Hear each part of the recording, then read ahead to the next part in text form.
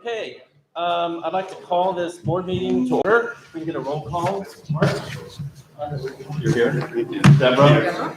Rick, Bill, Chris is all here. So we have a quorum. I'd like to announce though, before we start, that this is being streamed live. So if anyone has an objection to it being streamed live, let us know. Otherwise, we're going to continue to stream this live. We have some minutes that we'd like to get approved. And Deborah? What we're doing is we're making sure that some of the older minutes are getting approved, so we're playing a little bit of catch up. So right now we're going to be approving some of the last minutes, not the most recent, but a little bit earlier than that. It is moved that the board meeting minutes for the following meetings are approved as submitted. August 15th, September 7th, September 14th, September 19th. Second. All those in favor? Aye. Abstain? Abstain. Okay. The minutes are approved. Okay, at this time, going by our agenda for tonight, I'd like to turn it over to Bill, our treasurer. He's going to introduce Barbara Nooney to talk about the 2017 audit. So, go ahead, Bill. I'm going to have a couple parts to this. The first part is Barbara Nooney is going to present a summary of the 2017 audit.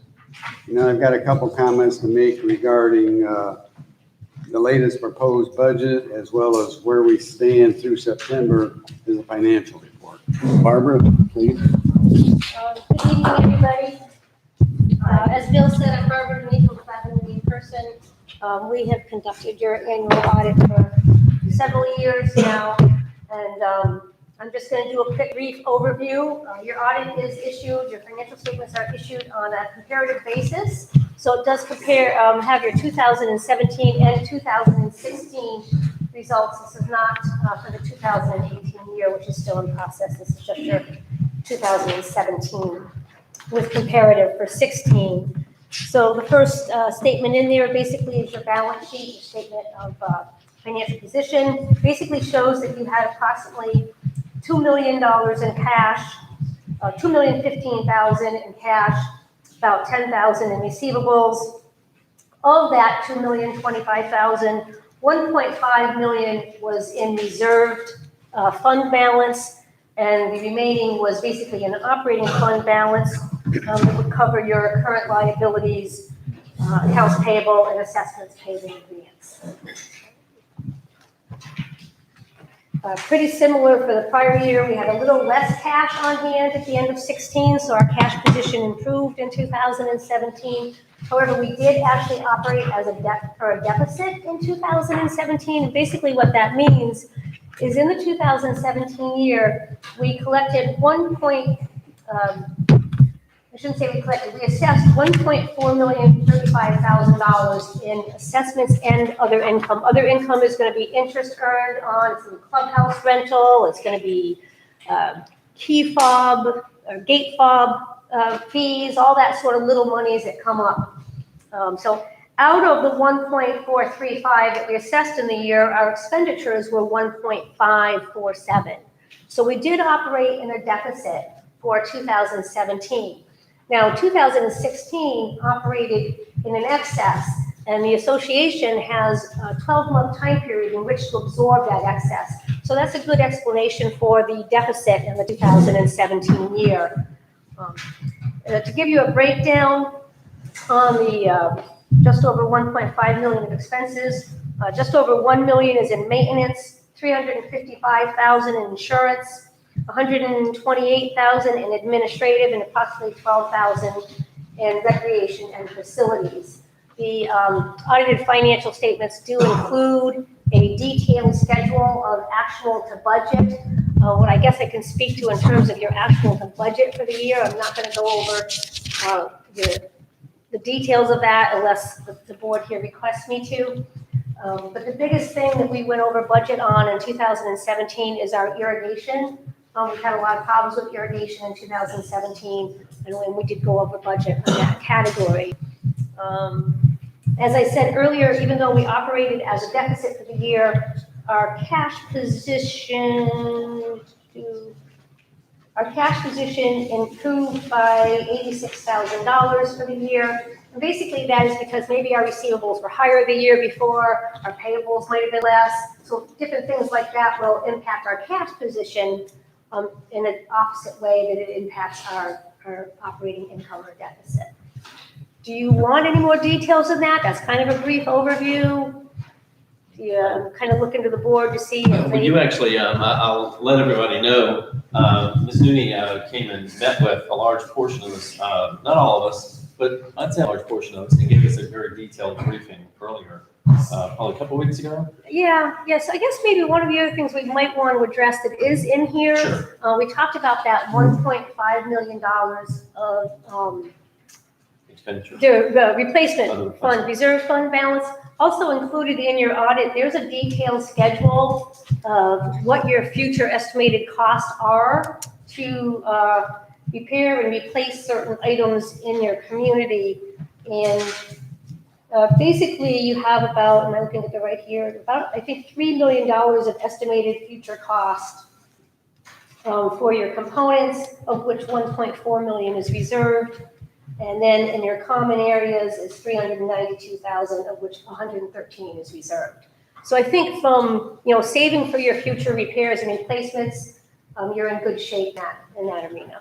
Barbara, one quick question. These Yes. are the 2016 figures again for expenditures, and then how much money you brought in, how much money you spent? Okay, I didn't actually say that, so I can do that for you. In 2016, our assessments and other revenues totaled 1.2 million, and our total expenditures were 1,023,000 Okay, 1,023,000. in Okay. 2016. That's why we were in positive for 2016. Correct. And then the last part of that one, what were the irrigation costs? in 2016? The irrigation costs in Yeah. 16? Yeah. Actually, these do not have your budget to actual comparative. Oh, okay. So I have that actually though with me. I can get you that. I can Maybe get you if you want that. to do that afterwards, I Yep. won't take everybody's time, but maybe at the end of the meeting, we can dig into that. I just don't want to compare that. to Thinks I'm this. staying. That's awesome. It's a free question. You got a question? Well, actually, I have a question. Sorry. Yes. Yeah, Barbara, what I would like to know is, did you identify any risk areas for the HOA in your report?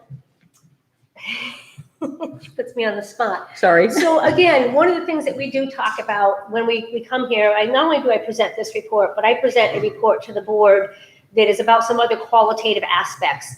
And we talk about the kind of some crucial areas. And of course, what I just touched on, and that's why I brought up the reserves and replacement issues, because those are estimates. So, and it is difficult to say, hey, what is something going to cost in 15 years from now to replace when we need it? Yeah, we have to start saving for it now, but we don't know what it's going to cost. So that is probably your largest kind of gray or risk area, if you will. The other thing that made this audit a little challenging and this kind of financial reporting period is a little challenging is you really still had ongoing repairs from 2 hurricanes going on. So that made matters a little bit challenging in terms of we were still preparing from Hurricane Matthew, and then right at the end of 17, Hurricane Irma happened. So, there's definitely some additional things that were happening in these years. So. Go ahead. Barbara, the board that was elected in November of last year made allegations that there was substantial cash missing. Is there any evidence in your audit of any cash missing? No, we found no evidence of any cash missing or any misappropriation of any funds. Got it. Did we put that to bed? Yeah, no misappropriation of funds, No no misappropriation cash of missing, or funds. just being thrown into other areas. Yeah. Good deal, thank you.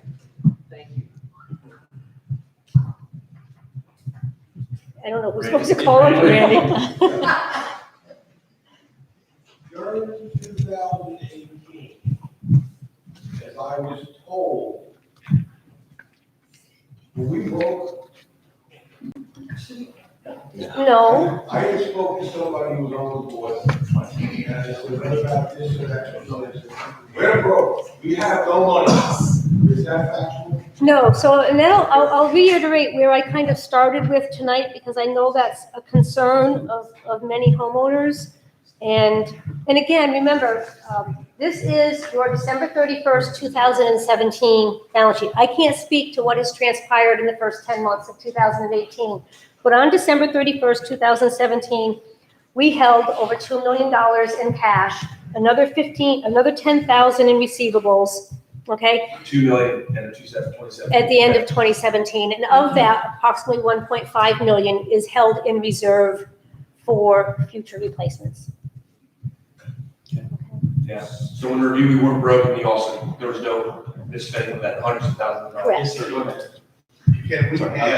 Can we get this technical question? We have who's ever speaking, hold the microphone? It's not quite enough. Okay. Okay, thank you. Mike? I'm good. Oh, sorry. Okay. Any other, Now, understand, this mic is not for us in here, it's for the screen. any other questions to Ms. Moody? I'm sorry. I'm going down this way. Ask a question. What's his name? Bill? We're talking right now. Yeah, Never mind. Sorry. Thank you, Barbara. Okay. Before Barbara leaves, I'm going to ask the president to call for a motion to accept the 2017 audit as prepared and presented, and a second and a vote by the board. Second. I need to get back. Okay. Oh, that's okay. Trying to get the wheels up already again. It is moved that the board accepts the 2017 audit as presented by Barbara Nooney. Second. All those in favor? Aye. Opposed? All in favor? Chris, Rick did. Okay, go ahead, Bill. Okay. There was a packet available, I don't know if we ran enough or not, at the front door. Part of that package was our actual versus budget for the month of September and year-to-date through September. And it consists of 3 pages, detailed, line by line, budgeted items. You can look at that at your leisure if you want, but I can tell you that if you add all the pluses and minuses, you're going to come up with, we have an excess of $29,583 at the end of that time period. Now, that doesn't mean tomorrow it's not going to be the same thing, because I'll guarantee it changes. But at that point in time, we had more money received than we spent by $29,583. So if anybody looks this over and has questions after meetings or in the future, be glad to try to get with you and answer those. The other thing I want to briefly touch on is, since the last budget board meeting, it seems like it was a century ago, but it's been updated, and the update consisted of, when I found out what the list of items that's been accumulating since end of February for plant replacements, landscaping replacements, not sod, but those kind of things. It came up to an estimated total of about $20,000. Okay, saying that we have requests from homeowners yet to be validated and taken care of through the proper channels to get those replaced. So in thinking that we're going to do some or all of that, I have plugged another $20,000 into the budget for that purpose. And that is the only major change from what we had previously presented. On top of that, those of us that's been working on this budget for a while, we're kind of at a quandary on what to do about sod replacement for 2019. We all know that there was $120,000 put in the budget in 2016. We spent $80,000 of that. We put the the difference of $40,000 into the 2017 budget. It didn't happen. We carried that into 2018. It has not happened. So now we're trying to figure out how much do we put into 2019? Do we take that $40,000 that's been there for 3 years, put it back in the budget? Do we add to it? Is that enough? Is that not enough? And Mike and I spent time in the last 2 days arguing with ourselves on, is it too much? Is it not enough? So we decided to relinquish that decision to the board. Awesome. So all we're asking for is some opinions, some feedback, and kind of a decision on where do you want us to see us go with this amount of money for sod for next year. So if anybody on the board's got a comment. And I'll caveat on that real quick is there's a list that's decently long that I finally got hands on for the plant replacements. And from what I have is about 58 plants that have to be replaced that weren't replaced this year. So we have to keep that in consideration. And also from what we've seen, driving around, Mike and I driving around, and people, we want to replace sod in the dunes. We want to replace sod in Harbor Cove and other areas too as well. So we're going to have to take that on next year. It's getting late in the year to replace sod right now. You can maybe do it in the next week or two. If we were to do it in end of November, the sod would die. So we're keeping that in consideration. And that the plant list right now that we finally got is decently long. So Bill, I'd like to ask a couple of questions if I can. Do we know, with all the sod that we have to replace here in OSB, what that cost would be? Is there any bag? All I can tell you that once upon a time back in 2016, there was a committee put together that did a walk around with the maintenance contractor, had a map, drew the map out, color coded the map, determined how much sod was needed in all those areas. And that's where the $120,000 figure came from back then. Since that time, we did 80,000 and it all went back into Harbor Cove 2. And there's been no additional sod put down in the rest of the area. So do I have a feel for how much it's going to need? No. Do I have a feel for how much it's going to cost? No, because I don't know how much we're going to need. So my suggestion has been, and Mike and I talked about this, a group, a committee, a couple people, whatever you want to call it, needs to revisit that original mapping or start out from the clean sheet of paper and go back through the community and try to determine how much sod, either by number of pallets, square feet, however it gets figured, and then go to somebody and say, how much is it going to cost? And that's what we're struggling with right now is guesstimating that so we know how much to put in the budget. The other, and I see what I'm saying, the other question I wanted to ask too, on top of that is as we replace sod, I know that recently we've been having some issues with irrigation and stuff. And what I want to make sure is that the irrigation is working in the areas before we replace the sod. yeah, I'll answer to that right now real quick. From what I understand, that the irrigation zones right now are operating at probably 97, 98%. And even in Harbor Cove, that pump is working right now too as well. So not saying that things won't fail in the past, but when we address even more lawn stuff, when Mike comes in there, we'll talk about, the pump and then why, or perhaps why Harbor Cove could have died, because we're not sure that Harbor Cove was planted correctly. So it sounds like, I'm sorry, I don't know.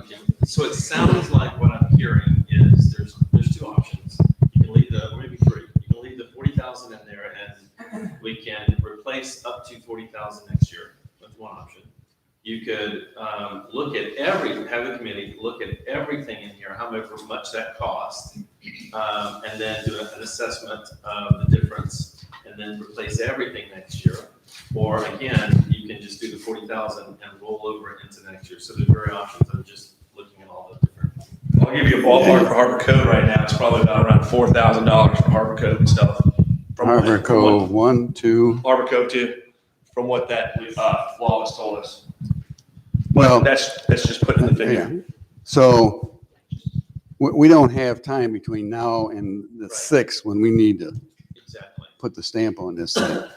So if somebody wants to guesstimate and say to me, add another $40,000 and bump that up to 80 next year, anticipating it's going to take that much, I can do that. If somebody wants to say, leave it at 40, we can do that. If somebody wants to pick a number on either side of that, we can do that. But right now, anything we put in there is basically a best guess on somebody's part. Yeah, all I want to add a little bit, that 40,000 remaining was the leftover of $120,000 study.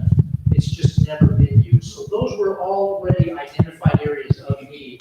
And in that 2-year sense, we needed more. Right. So my feeling is we don't have an estimate now, but we know there's going to be some amount more. We've got the Harbor Cove, now that we've seen the sea grapes that got trimmed down there on the boulevard, that whole bank of grass there that Rick and I walk. We definitely have more needs now than what was the remaining 40,000 on the study. We don't have a study to back it up now, but there's going to be some level of more if we want to reach out and go capture it now. So the one option is really having a new study, but that we can't get done. Right. So, I'm going to piggyback that with Mike over here. So Mike and I basically walked the grounds two times this week and looked at everything.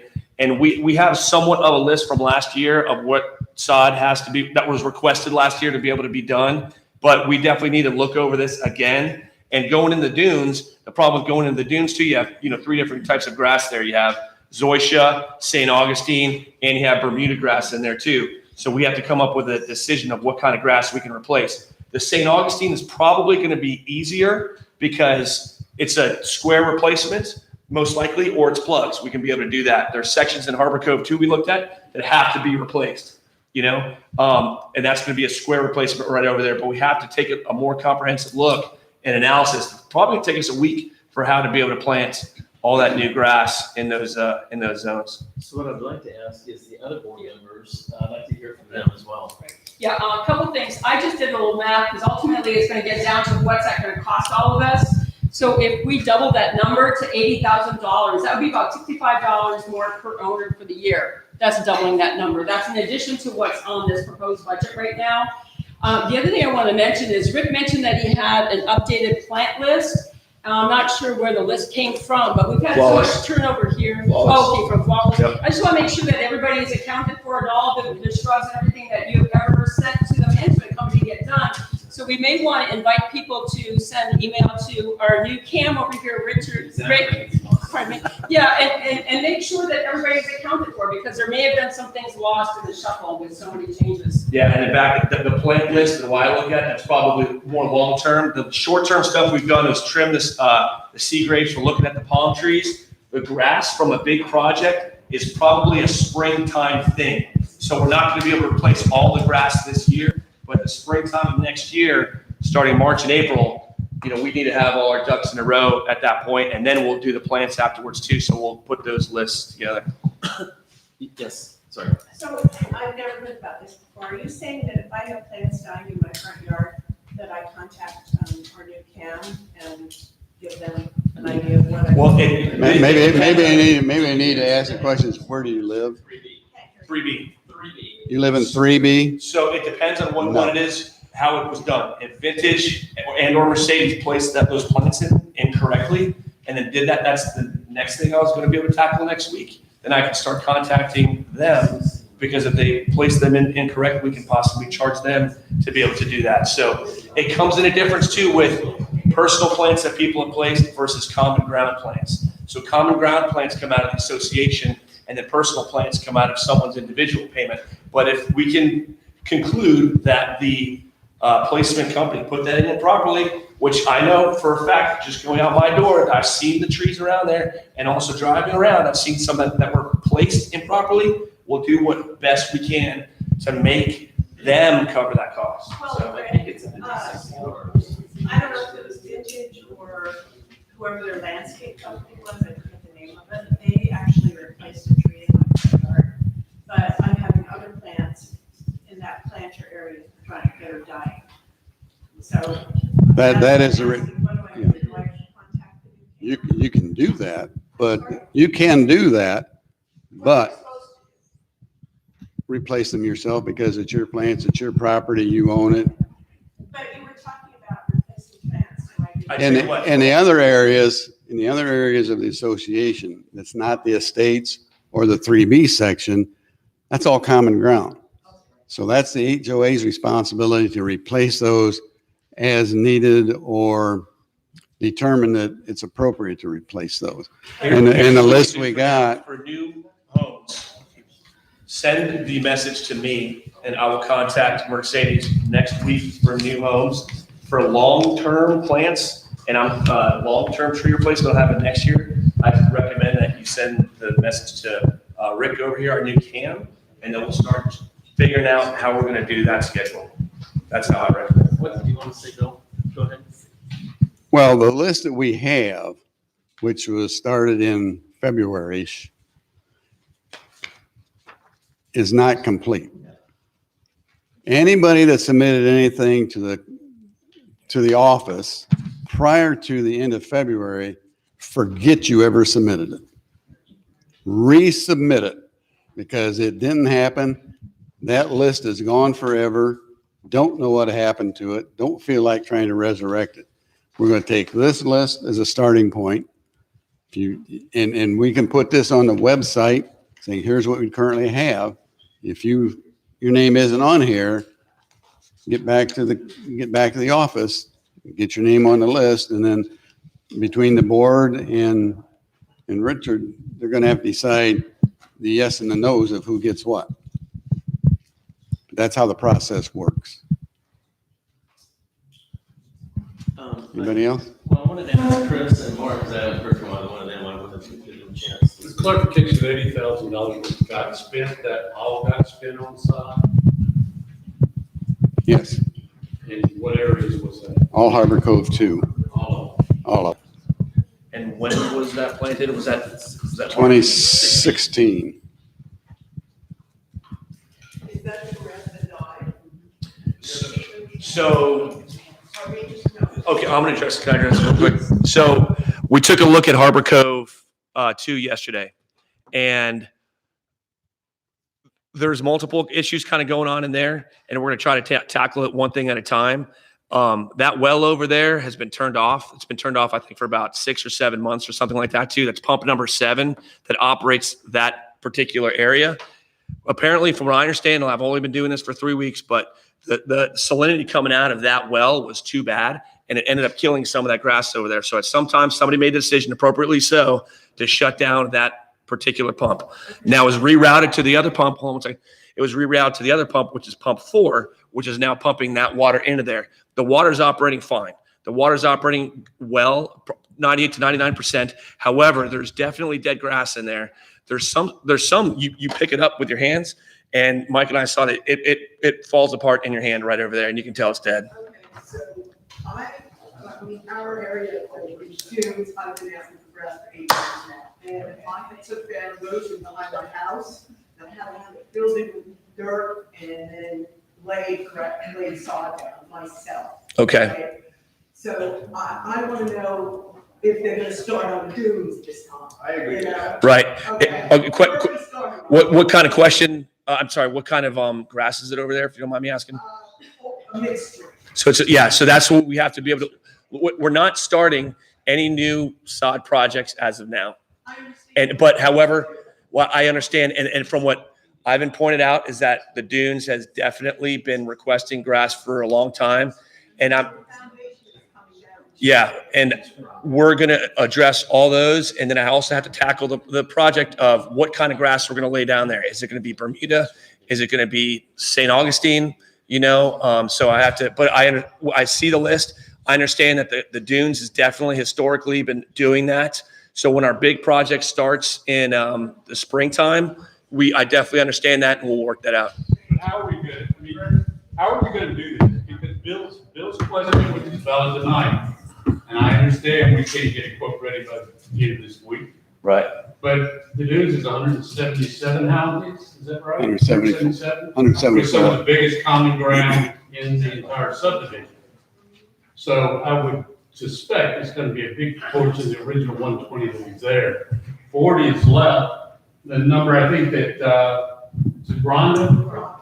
You spent 2,500 for one house, right? $2,500 to get it. Yeah, but you had some software, but even if you back that down to 1,800, you're not gonna get 20 houses out of things done. And if you look at those, because I spent the weekend looking at those common areas, particularly in the dunes, that are weeds, that are dying off and turning brown because of E-cord. They're halfway working, but it's dominated by weeds. There's very little St. Augustine left in those areas. And these guys, yeah, they did have that assessment for that in 2016. So to say we're gonna deal with it in the spring, and I appreciate the good intention, if we don't sit here in the next few days before we finalize this budget, come up with a number, we haven't done it, we won't have another $40,000. Yeah, and we can, yeah, and no doubt, we'll look at that too, to be able to figure that out. What, honestly, I don't know completely how it's gonna be decided upon, but I know as a start, what we're gonna have to do is basically look at each grass, assess the cost of each grass in each location, and come up with a plan right over there. And then, okay, you have a better idea maybe. Yeah, in 2016, motion was made, approved by the board, that all future sod replacements would be St. Augustine. Exactly. It's not. That is true.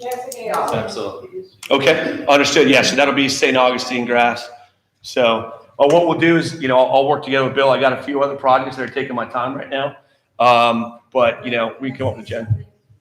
I was told that anyone that has St. Augustine and also has I Consortium they will address both grasses. That's what I was told by the 2016 board. Randy was on. So we're gonna have to make a decision on that 17. because Zoysia and St. Augustine are both in the plan, but we'll have to come up with a plan for that. Okay, if I can for just 1 second, I wanted to ask Chris real quick, his opinion, because he hasn't had a chance to speak yet. Well, I think that the 40,000 that's there needs to stay there. It sounds like we need more money, probably at least another 40,000. I don't know what the number is, but And I was gonna say, I know I talked to Deborah here as we were listening to others, probably shouldn't have.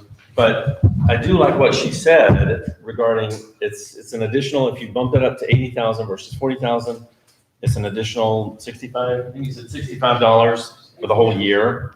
Divided by 4, there's what you're gonna pay per quarter, something like that. So it's not a lot of money to double that. So that's just something to consider. But I did wanna ask the gentleman back there. Yeah, and that assessment for the lawn drill, those other, are we at 3B, do we still pay that assessment even though it's not our lawn? It's common areas, yes, you absolutely do. So you're talking about increasing everyone's Common commission by $65 a year. Any other comments, recommendations? You wanna see that bump up? Just one Yeah, the only other comment, I know that several of the volunteers and some of the board members have been meeting with Flawless. And I'm just wondering, to what extent has Flawless given us input? They're the lawn experts around here. So I'm just wondering, how much information have they provided in terms of estimating the sod that's needed? Mike's been speaking. No sod estimates were Oh, done, okay. they, just kind of my discussions with Flawless and likewise with Randy or Robert from ASI. There's more areas identified we need, but at this point, there weren't estimates done like the study that was done in 2006. One thing they did all say is, as Bill has addressed earlier, one where the budget's pretty much been used for this year. And if we were to do any sod from both sources, we have about 3 weeks to do it in, or it's too late.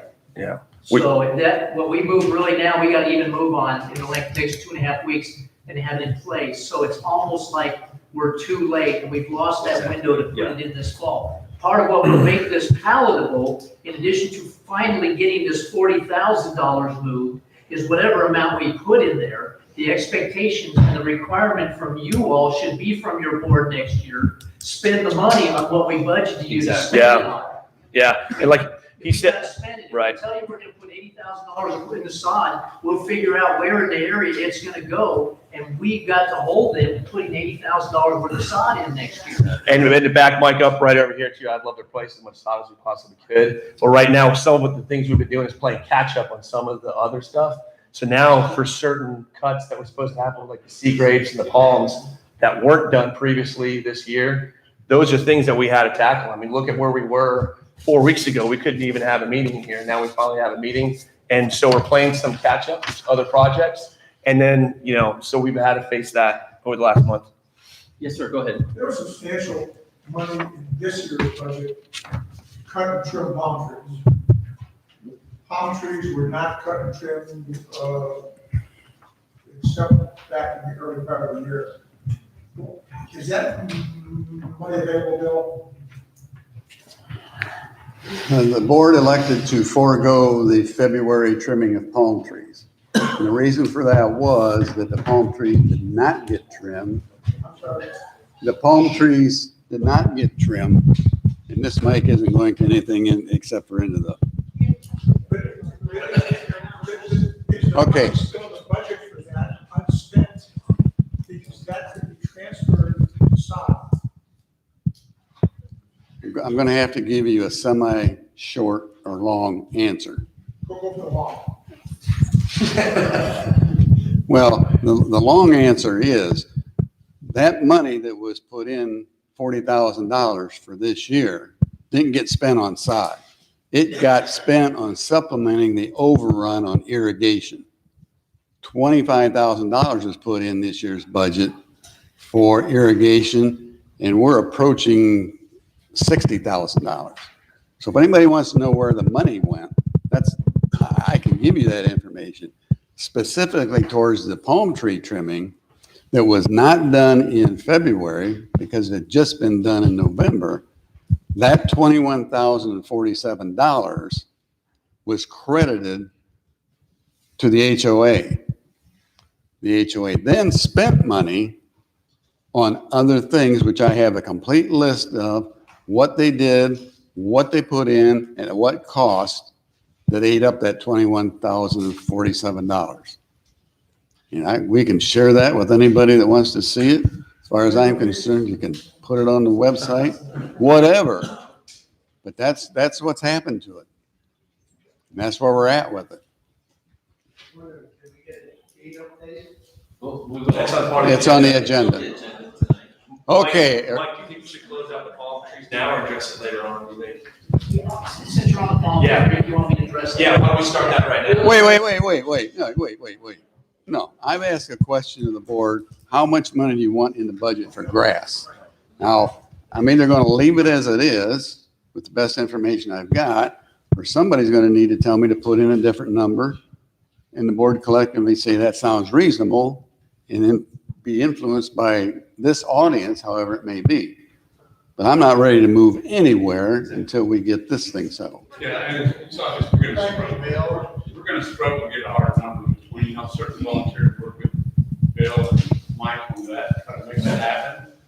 But I think we also have, the members here, if ever proposes a possible increase to $6,500. But from the residents, is that even a sustainable number? Is that an acceptable number for us to approach? Yes.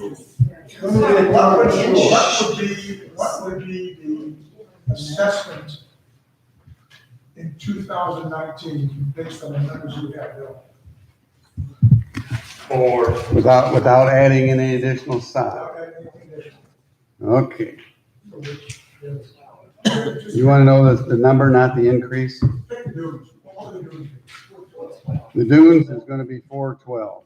Did everybody get a copy of this packet? Is that with the song? no, It's with the $40,000 that we're carrying over from last year. So I have a question, please. Wait a minute. Hang on one second. Did you get the number you wanted? Or do you want to hear all of it? No, so basically, we're increasing the assessment from 2018 to 2019 by about $60. $73. $73 before we add any more money to the side. Yeah, so it's going up some from what was happening this year. Okay, Connie? Why can't you just give us a one-time assessment of $65 instead of putting it into our HOA? It's not a one. That's an We option. were assessed $20 2 years ago, we never got our sod. Now we're getting another assessment, and then we're gonna get an assessment on top of this. I mean, that's $430. Yeah, I agree with that, because that was my question, is this $65 a one-time assessment? Let's do a one-time assessment. Or is this for the entire year? The last time we were assessed in Harbor Code 2, we were told that we were going to assess just that one time for the year. This is how And much per it month, never or went how quarter, down. per year, right? It never went This is down. the additional I per don't want quarter, to yeah, I think it's assess $2. it again. Because this is for the year, right? I'd rather pay a one-time assessment. For us. Well, here, I'm gonna give you my perception, the good and the bad. The good is if you do, we're gonna have a special assessment to cover sod replacement of $65 for everybody. Yeah. If it doesn't happen, then you gotta deal with it. You gotta deal on how do you get that money back to those people that you just special assess? Well, how are we gonna get the money back if you put it into our HOA? You It don't, never comes down, you don't. right?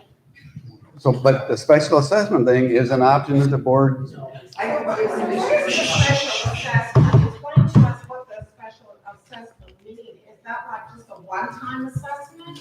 that's a one-time assessment for a specific item and purpose.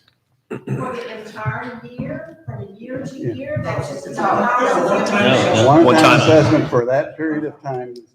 Okay, and so that's just gonna be like in January or February 2019, I'm gonna be assessed for $65. I'm gonna write a check for $65 and then that's it.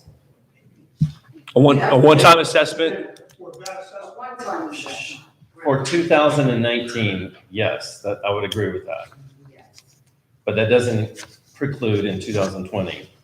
Well, If yeah, it- I'm just saying. well, because budgets get done year by year. Well, I'm clear on that, because that's not what happened to us in 2016. We were told it was gonna be a one-time assessment and it For what? never went away. for what? For the sod in Harbor Code 2. No, Yeah. you were misled. I know I was There was never a special assessment identified for sod for Harbor Cove 2 for any amount of money. That was built into everybody's quarterly assessment, whether you lived in the dunes or whether you lived in the estates or wherever you lived. Right, exactly. But it wasn't just a one-time assessment, it stayed. I mean, I would not be a proponent of a one-time assessment for that. No. For that.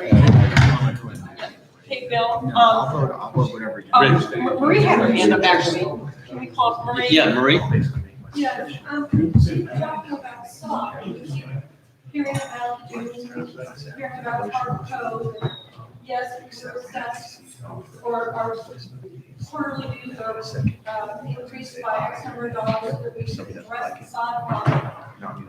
Anywhere in any of that is Harbor Code included? Yes. Because we have never seen a way to do this. I've been here 15 years and I can't even let my cat outside because she walks across the road. Yeah. So, I mean, it's so much like that. Yeah, if we want our services, we have to pay for it, that's just the way it is. If we want to get the sod done, pay the extra money, we'll take care of it, if it goes down next time, it's fine, but if not, we just can't put up with just, oh, we don't have the money, we don't have the money. If we have to pay for it, we have to pay for it. And Mike hit it right on the head. Mike, in my opinion, Mike hit it right on the head. If this board adopts this budget and there's $40,000 or $80,000 in it for sod, then by gosh, they better hold themselves accountable to make it happen. And if they don't, they can hold each other accountable for it, then all of us need to stand up with our recall paper in our hand and say, let's get a new group. That's it. Stand by your word. But in the meantime. We can't work out Go ahead, sir. Dennis? I think we all agree with $40,000 next year for South Side. Since we can't do a study, I think what Bill's suggestion was initially to take another 40,000 and then make 80,000 for side and just go with that and see how far we go. All right, Deborah. discussion then, Bill, do you need a motion Yes. for this? Okay. I want to be real hasty with a motion because you're going to have to vote on this thing Just directed. at a specially called meeting for On the November the 6th Oh, okay, so. for whatever budget, Eight. whatever date that is, whatever date we're So doing. that's when we can include it at that point, so we can place it in then. Updated based on. Yeah, our discussion. So all I wanted to hear tonight was a Yes. consensus of at least the board, put another $40,000 or 10,000, or whatever it is, put it in. At the next time we have the final budget approval meeting of the board, it'll be in there and it'll be voted on. Copy. I think we have a consensus from the board to add it, another 40,000 in there. Oh, sorry. So it won't be an assessment, it'll just be added into the budget. Yeah. All right. All right, are we done? I'm done. We're done. Okay. All right, sorry. Okay, we're gonna go on to the next item on the agenda. I'd like to introduce the new camp for Oceanside Village. It's Richard Gonzalez, and I was gonna ask him to stand up a little bit and just introduce himself and talk a little bit about himself. Hi, I was told last week that we needed a new cam out here, so here I am. I've worked with Leland for a period of time and really do like the company. My background started out in healthcare. I was a physician assistant in the Air Force. But my father was a contractor and got out of the Air Force, and I came back and I was working with him a few years. Got my contractor's license, but then went back into the healthcare, so I've got quite a diverse background. My wife and I actually got into real estate, became a real estate broker, and so I'm a licensed contractor, a licensed broker, and also have a CPO, a certified pool operator's license. So I can check your pool guys and make sure they're doing it right too. But I do have a varied background, but the thing, I've always said that I really like to do is get things done. And that means listening to you, getting the work orders out, getting the violations checked, getting the things done, making things happen instead of not returning your calls or not getting anything done and that kind of stuff. So that's the thing that you can see from me. The one thing I have talked to Rembert about, and we'll wait until your new board is installed next Thursday. I guess that's elections when that's going to occur. At that time, I'll get with, that board and we'll make a plan and the design of times when, I can be here, here on site, and you can just count on that, those days that I would be here, that type of thing. And, so. Be here, Thursday this week? Yeah, this week, I plan on, I'll be back here Thursday morning from like 8 until noonish.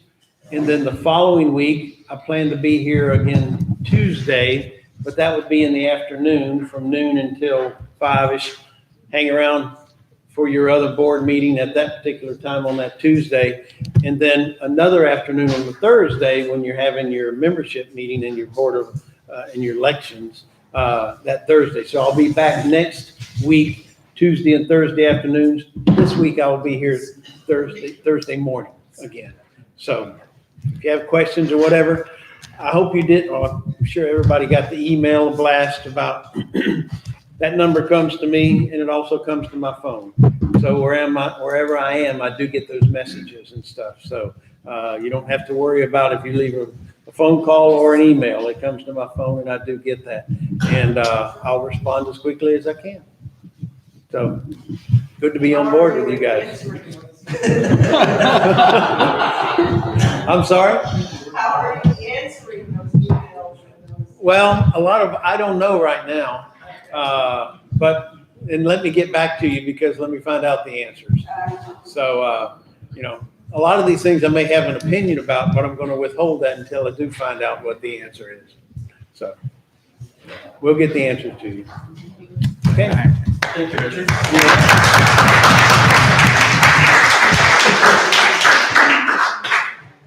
Okay, next on the agenda, I was gonna have Rick talk a little bit about the gates, give an update on the gates and where we're at with that. And also a little bit on some lawn care, very briefly, because you already, I think, the lawn care, I think, pretty much dead. Beat the dash to death. Go ahead. Good afternoon, or good evening, everybody. I'm gonna kind of crawl myself out of the sod over here that's all over my body right now. So if you have this sheet at your table right over here, this basically says Door King telephone entry, cellular connection. I put a bunch out, put one on each table. Also put out one at that table over there too as well. It talks a little bit about the box we're going to. And then the last page over here says, oh yes, thank you. The last page over here says OSV gate upgrade info sheets. So that's basically what I'm going to cover right now briefly. Hopefully over 5 to 10 minutes. If you've got questions, please ask them at the end. I'm going to go over a few things here. All right, so the purpose why we're doing this, basically to provide our community with the quality program to upgrade our current gate system and security systems. The problem that we have right now is the current entry control boxes that each one of these gates isn't serviced by the manufacturer anymore. So we could keep on trying to upgrade our system. We could keep on working with this linear box, but it's honestly, it's just putting a Band-Aid on the solution. It's not addressing the real situation. So we're going to have to move forward from a plan. And I know there's going to be several opinions. It's like going out and buying a cell phone. You know, I'm sure some people have a Droid or some people have, iPhone, but we're trying to find the best solution for most of us. The other issue is there's 5 different remote clickers. You guys know we've been out there. We've tried a lot of the clickers too as well, and they're on multiple frequencies. We're trying to get it all onto one frequency, and then until somebody else changes it in 5 years. No, I'm just kidding. All right.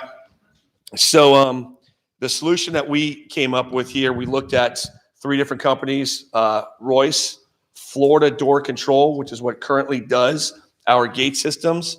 And then we found out we still were paying maintenance on that too as well, but that's something else. But either way, and Alden Gate Systems, we got 3 bids from each one of them, and I'll go over that here in a moment.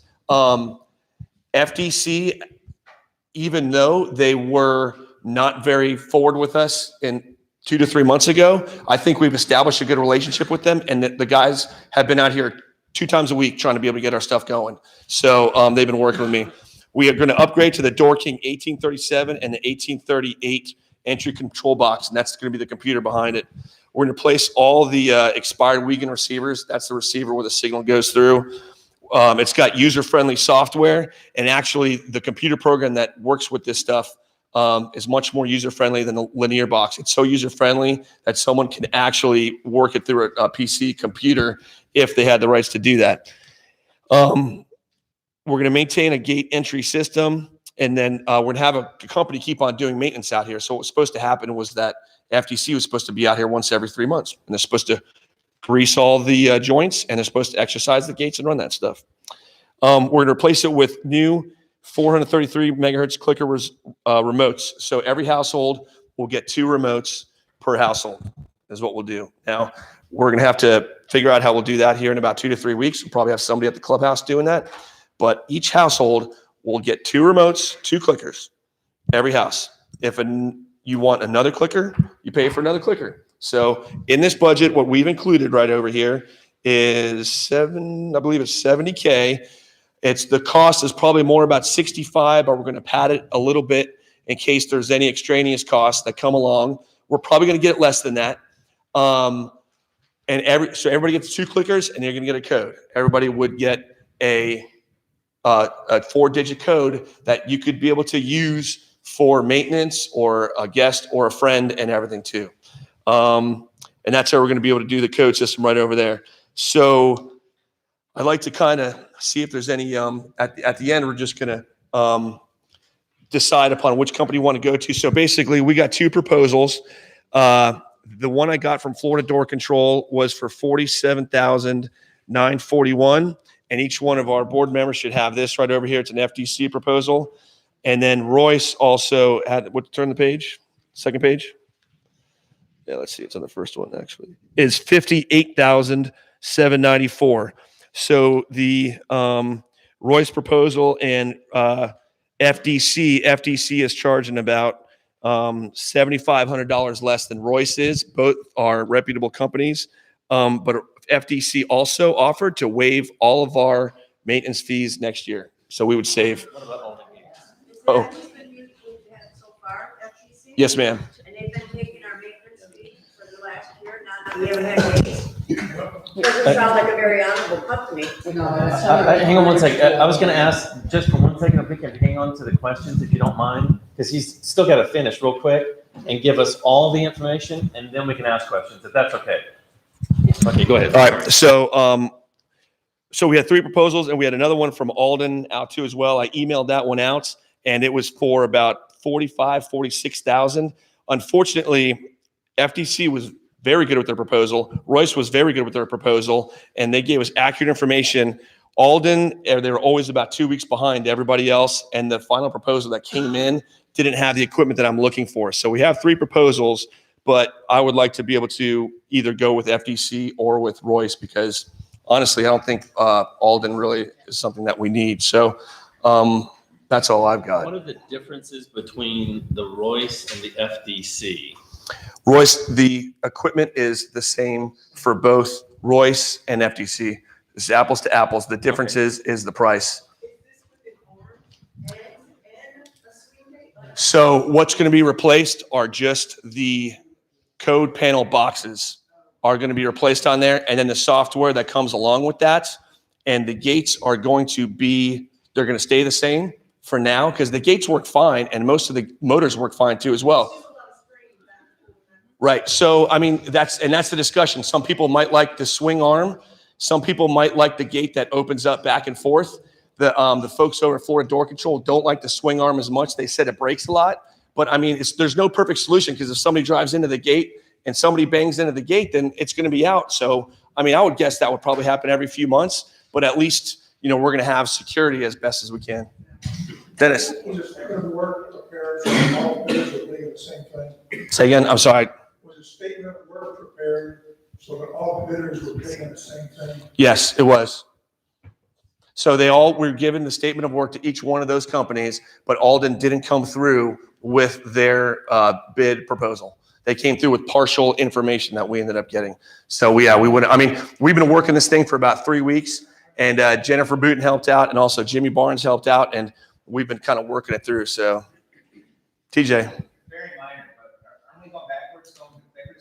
Why can't we have some sort of proximity card? So I pretty much assumed that most people would have their own opinion on what they wanted and what they thought. Our group thought that the clicker was a little bit better because it's something that was working on a more useful basis. I know a lot of people were having issues with the RFID card. However, there is an option to plug the RFID card into that panel. So we padded the numbers by about $4,000 to $5,000. So what we think is the best solution, and if someone else has got a better idea, they can go with it. But we thought the best thing is the clickers were the most reliable. You didn't have to be too close or too far or this, that. They were pretty reliable. Once we were going to get those going, if they work for 2 to 3 weeks, they can plug in the Dolphin box, and then we can pass out RFID cards, and people can have the option of that. Yeah, Rick, I want to mention 2 things.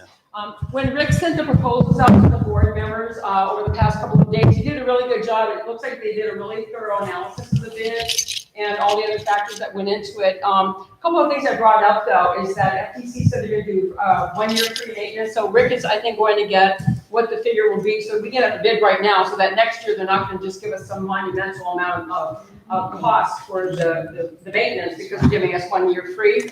And then the other thing that was in the bid also was that FTC needs to have an Excel spreadsheet of all the owners and all the data from the owners. I'm not sure what all is included in that, but Rick is be working on that, and that may well be the pacing item for the schedule. Is that fair to say? Number and name, yeah. Yeah. Phone number and name. And I'll address the other question too, is not as reputable company, and honestly, there's a risk with either company that we decide to be able to use. So it's like going to buy a car, you have to make that decision. I personally think that the communication that was going on with FTC was poor. You know, I think that basically something happens like the gates are broken, go ahead and fix it. Well, if you tell it to a technician and the technician's gonna be like, what do you mean? So, I mean, I'm used to flying airplanes. You know, TJ could be able to attest to this too as well. When we have a maintenance team come on the airplane, we have to describe to them what's failed, when it failed, and maybe what our suggestion is to get it going. So I don't think it was an FTC problem. Pat? All the board has the information that you have gathered from both the companies? Yeah. Okay, So everybody, each one of them has their proposals right here in the packet, and they can review it. It lists exactly, you know, what's line by item, well, what they are. From what I gathered, you know, they match. So they will have the information and they read it through, and then after they have to make a decision. I mean, I don't feel that I have to. Right. Yeah, we are planning to do that, I believe. Yeah, We're we're just planning. trying to give you guys the information as Yeah. well. I wanted to kind of, because it just felt a few months ago that we weren't able to bring the community involved in our decisions. So I just wanted to let everybody know what we were thinking and get some feedback from people. Dennis? Great question. You said RFID cards. Can the RFID cards be loaded in the system now? Not now. Whenever we offer the bid to somebody. Right. They load the RFID card information in the system, and the occupants of the residence can purchase the RFID card like we did before. Yeah, they're about $10 a piece, something like that. They're not that, So much easier. right. Yeah, the problem is I've got no accountability on how many cards are out there, who's got what cards. Those boxes have names in there from 10 years ago that I don't even know. Cards are out there now, should be just disabled. Yeah, so basically it'd be a whole new, we're starting from here and we're going on. And then if we break a motor, you know, that gets fixed in 4 years or 5 years or whatever it might be able to be. But I think this system will work for 8, 9, 10 years or something, you know, so I think we got some more. I think we're going to try to load the RFID information from day one. If people want to buy cards, we can buy cards. Right. What he's saying is put a box in the system right now, have a box of cards here that are already programmed in there, and then you sign them out and you buy them for your house. So you guys. So, all right, so to answer some of that, the Dolphin reader, that box right over there, I don't think that box is broken. That's not the problem. When you drive up to the gate and everything like that too, like we were out there with the guys for a week ironing stuff out. That box, it beeps and goes through. The problem isn't that box. The problem is the panel box, entry door, that component goes through. So when it goes through that computer, they can't update the entry control panel. So someone that moves in, they get a new ID card. They can't take that person's name and put it in the box. Right, so is there a way to just disable everything now? If we find that box works, we put the new system there, disable all the cards now, wipe that database, and just have like 100 cards or whatever here that are already programmed. So you're not waiting for 2, 3, 5, a week and a half, 10 days for the stuff to work again. Right, like. Because we don't have anybody on site to program it in right away anyway. I'm gonna do the best I can to get the system rolling at first. And then our team, what we're gonna do is we're gonna try to get the clickers working. We're gonna try to get that going and making sure they start opening and closing again. Because honestly, within the last 12 months, we haven't had gates. We got nothing. You haven't had gates at all. So we're gonna get the clickers going. And then after that, we're then gonna flow. We'll put the readers in. And if we can get both going, it might be in January where you roll in or somebody rolls in after Christmas. Boom, it opens up and that's where you want to be. Yeah, it's a phased approach. We're taking it to Mike. Rick, that day we were on the phone with him, didn't he say there was an additional charge to look up the RFID? Yeah. Did he say 30,000? No. That's okay. That's for the serial. There's a separate serial sticker, and that was a new system because the loop that would go with it was going to be like $25,000 to $30,000 that you have to be able to install. And just like, make sure everybody knows that the way this was budgeted for, what they're also voting for on this one contract, included 3 of the motors. Yeah. Of the 8. Right. Probably are built into this budget is being replaced sometimes next year. So after Budget. FTC did their analysis, so this price right over here from FTC is $47,900. But what they determined is that those motors that are A1A are probably going to fail quicker just because they're close to the beach. You get more salt, you get more erosion. So what we did is we actually put 75 to 70K in the budget so that way we can be able to replace those motors before they break. So, yes, sir. 2 questions. First is back in RFID readers. What is the additional cost to put the RFID readers up now? I mean, to hook up the RFID readers right now to be able to get that going, it would, what the problem. In the new system. In the new system, you're saying? Okay. One, they can't be really hooked up into the old system because that old box, you can't be able to do new names and everything like that too. Forget the old system. It's going to be $10 per card, just $10 per card. But to hook that up is probably, I don't know, $150, $200 to, because we're going to keep the old Dolphin boxes and we're going to see if those Dolphin boxes work. Well, the boxes work. Every time I drive through, they're changing. They do. So that's going to be a very small cost to just plug that. So it's going to be probably a 1 hour to 2 hour service call, which may be $200, but we have to purchase those new cards. Look up the RFID. Did the RFIDs work on every car? Oh, and another thing too, the RFID, thank you, I got kind of lost in that. The RFID cards don't work on every car. So if you have a Mercedes or a BMW, most likely that car is not going to be able to work. So that's why I thought the best solution was to have the clicker. So the most reliable thing for us right now is to have the clicker. Yeah. Our security gates up and running again. Yes, ma'am. That's what I'm trying to do is get us to the solution that gets us most secure, that gets it working, so that when you come through, that you've got the confidence that you can be able to hit the clicker and it'll probably go through. But if, maybe sometime in December, if we can hook up the RFID reader and then get that addition to that, you may be able to drive through at the end of December and boop, it opens. I don't know if it makes that sound, but I got to work on that. So I'm about to move. My second question is, you said something about an Excel spreadsheet. Yeah. The current codes in the system, the codes in the system currently are telephone numbers, the last 4 numbers of the Right. number. Is that what's going to be in the future? So everybody was basically going to be assigned a 4-digit code is what we were going to be able to do. The challenge we had last time is that a lot of those numbers were getting out. Somebody knew somebody else's number, and Domino's had it, and everybody else. So, and this is something that we're going to discuss in the future.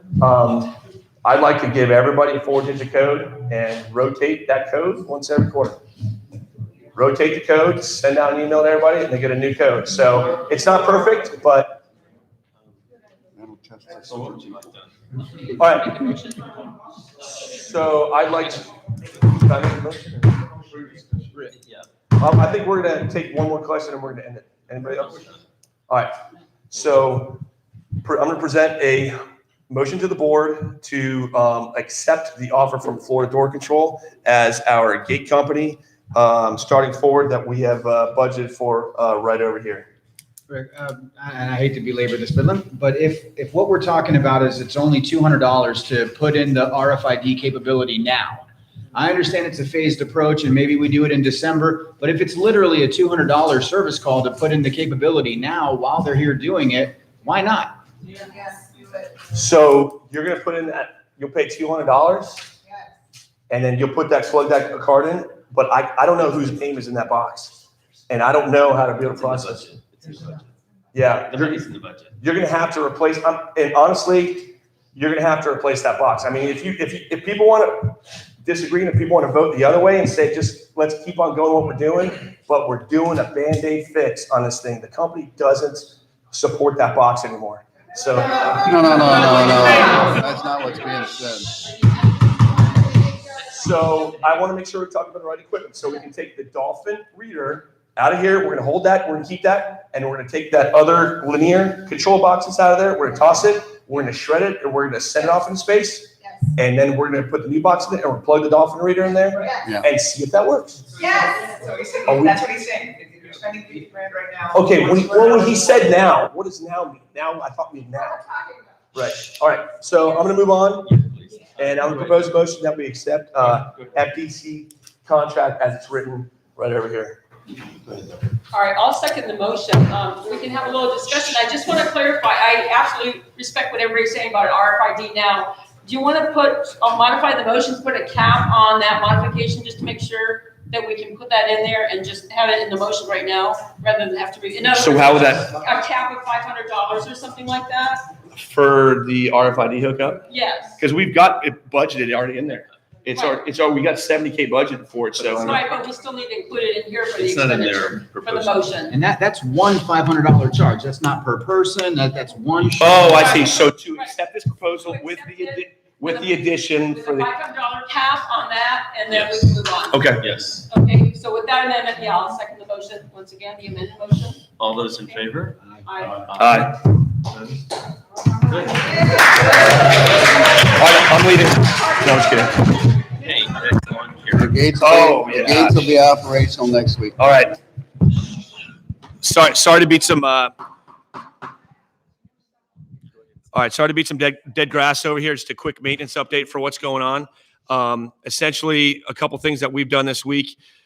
We've done the start of the sea grape trimming that started out on Oceanside, and we're working over into the dunes.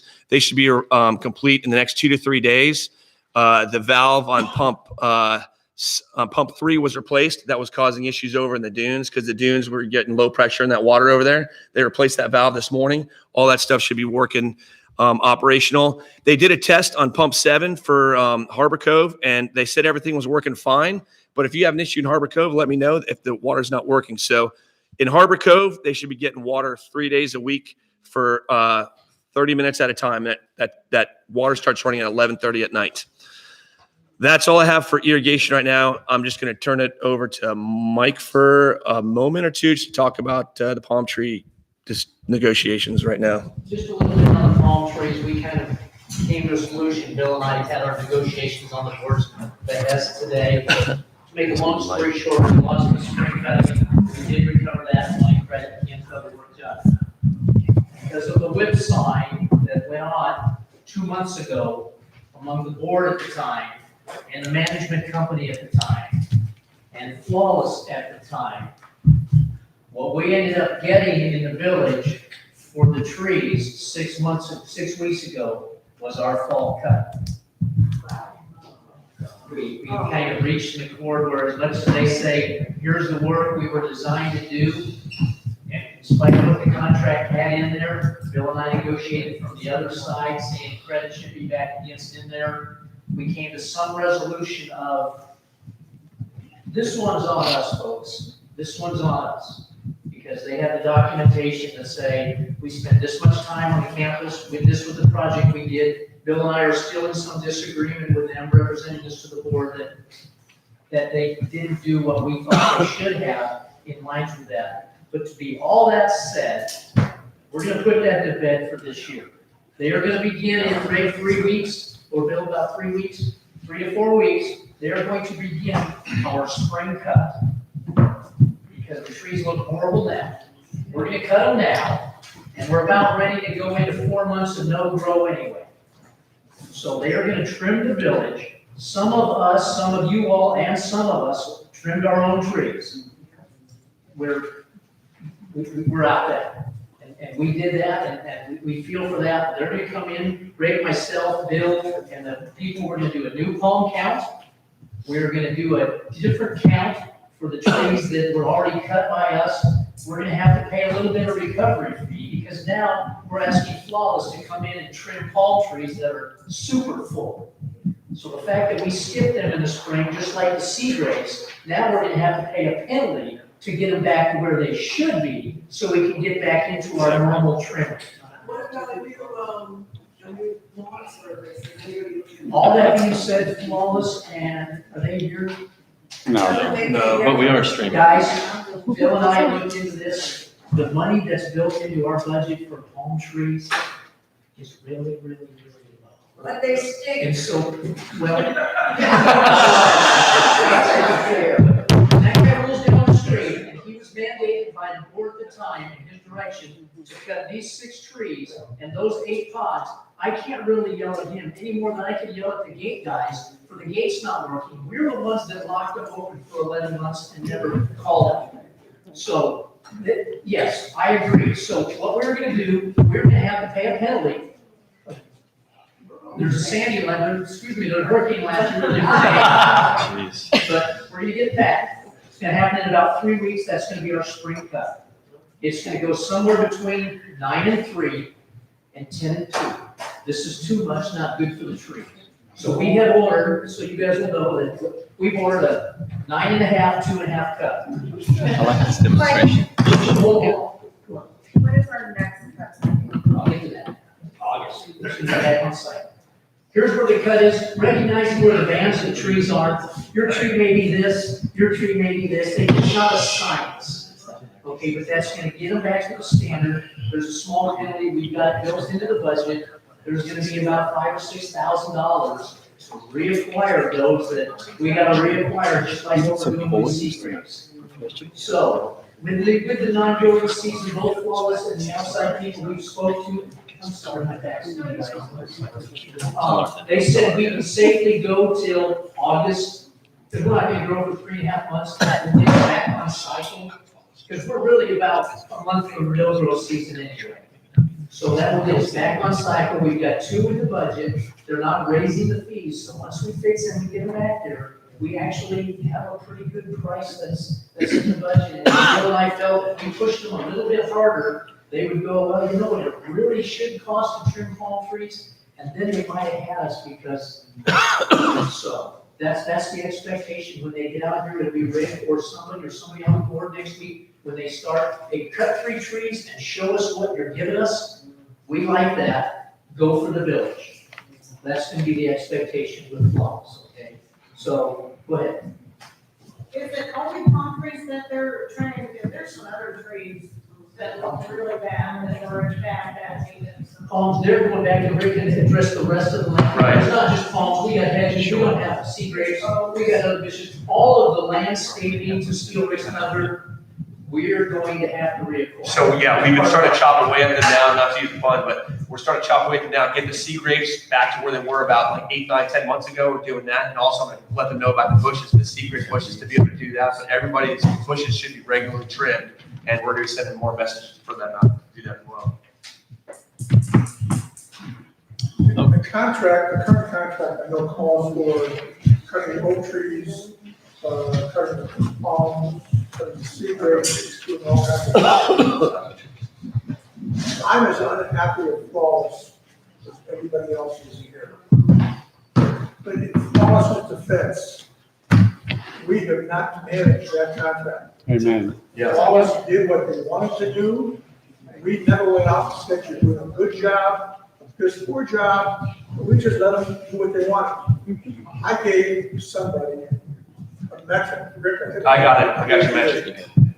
I gave Rick some metrics for lawn care that we designed in 2016. And the intent was at that time to go out and measure flawless, because they were the contractor, every month. And give them a chance to improve what they were doing. The new board came in and chose not to do that. The metrics were in the office, and they're still in there. I happen to have a copy of my file at home. So I think we're doing the metrics now with flawless. Yeah. So we've been doing the drive-bys and around the neighborhood and everything too. I have a matrix sheet, and we're kind of just tailoring that a little bit more. But honestly, I think we finally bridged some sort of gaps with flawless a little bit. And now they're meeting with us on a regular basis. I know not everybody's pleased, but we're at least now talking, we're discussing with them and holding them accountable for the things that they're doing. So we do have a relationship now with them, and the metrics is something that we are getting back to, so that we are driving around. It shows specifically, it says the dunes, you're supposed to look for these 5 items over here. Harbor Code, you're supposed to look for these 5 items. Windward Code, you're supposed to look for these items over here. And they're supposed to get a performance metrics from our management. But, you know, so. And recognize as a part of the landscape, we're building, doing this. Once the election's underway, we solve the grapes, we solve the fall, we'll start to reacquire village. It will be to the labor board to make a determination on a long-term basis where they maybe go with the landscape. Okay, just one more question and that's No, it. I got it. I'd like to change the subject for 1 second. When will we be enforcing towing? We're gonna get to that. It's on the agenda. Off topic. Yeah, it's on the agenda. But I am gonna address, I mean, what you want. Yeah. Sorry, go ahead, sir. Just to finish up the point I was making before. We've got to give Flawless a chance to improve, because it's been our fault if they're as bad as they Point of are. privilege. Let's take. So, And they have, yeah. so while I don't agree with everything that's happened, They've been coming out here now about twice a week, 3 times a week, and they have been meeting with us and looking over things, so. Mr. Crawler, we've come to an agreement, and I think you're spot on in so many areas about the relationship with Flawless. They weren't properly managed, and they readily admit to that. They actually referenced the document you're talking about that was put together earlier, and that was not being used. So we asked Flawless what it took to do business with us and for them to be able to perform the way they want to and the way we expect them to. The scope of work on the contract was constantly bounced around all year long during 2018. So they could come in with a crew and that crew would end up doing something off contract all day long. So we're taking them right back to the contract, and Mike and Bill have been talking about that with them, negotiating. The reflector policy, which this board has got to reestablish in one format or another. There's 2 proposals that are out there with the old blue reflector policy and then the new red-blue reflector policy. The board's going to handle that very shortly.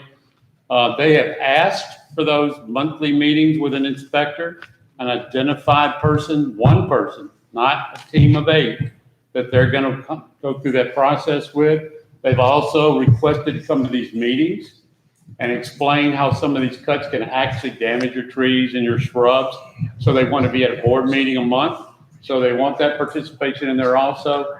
They expected and needed desperately for this HOA to determine its own chain of command on how they did business with it. Because that changed severely from 17 to 18. It caused a lot of the confusion, a lot of the performance issues. So they've asked for it. The specific area and how we're going to address additional work orders that are outside the scope of work included in the contract is a part of that. And for additional work orders, the board still got to develop that process. So we've taken those 5 items. We sat down with them, Bill, Mike, and I, Rick, sat down with them, and the question was, what do you need to do to be the company that you say you're capable of being? And that's what we got out of it. That's a takeaway. And we have those implementations being put into effect now. Okay. I'm going to change the subjects now. Sorry, Connie. I would definitely wanted to introduce Deborah again, who is our secretary, but she's also the board, liaison for the communications committee, and they have been doing an outstanding job. Hopefully, everyone here has been getting their blasts. You got your newsletters again, and now we're streaming live. So I wanted to introduce Deborah and have her talk about all the great things that they're doing in communications. Why, thank you, Rembert. Excuse me, Dennis. I don't even-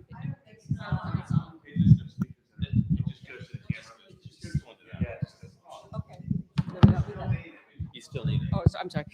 All right. Thank you very much, Rembert. I am really pleased to announce that we do have a great communications committee. The committee is very small, but very hardworking. I'm going to introduce the members right now, and then one of them will give a little update on what we've accomplished in this very short week that we have been together. I want to introduce Bonnie Jacobson, who's over there on the couch, and Hugh Davis is over here in the front live streaming. And one of our committee members who's not able to be here this evening is Carolyn Ruggiero. And I'll turn it over to Hugh so he can give you an update on what we've accomplished this past week.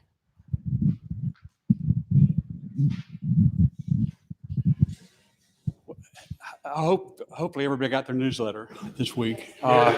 We see the, thank you. We see the goal of, the committee is communication, obviously. And communicate, you have a sender, you have a message and a receiver. The sender is usually the board, and we want to make sure that information doesn't stay with them, but gets out to the community.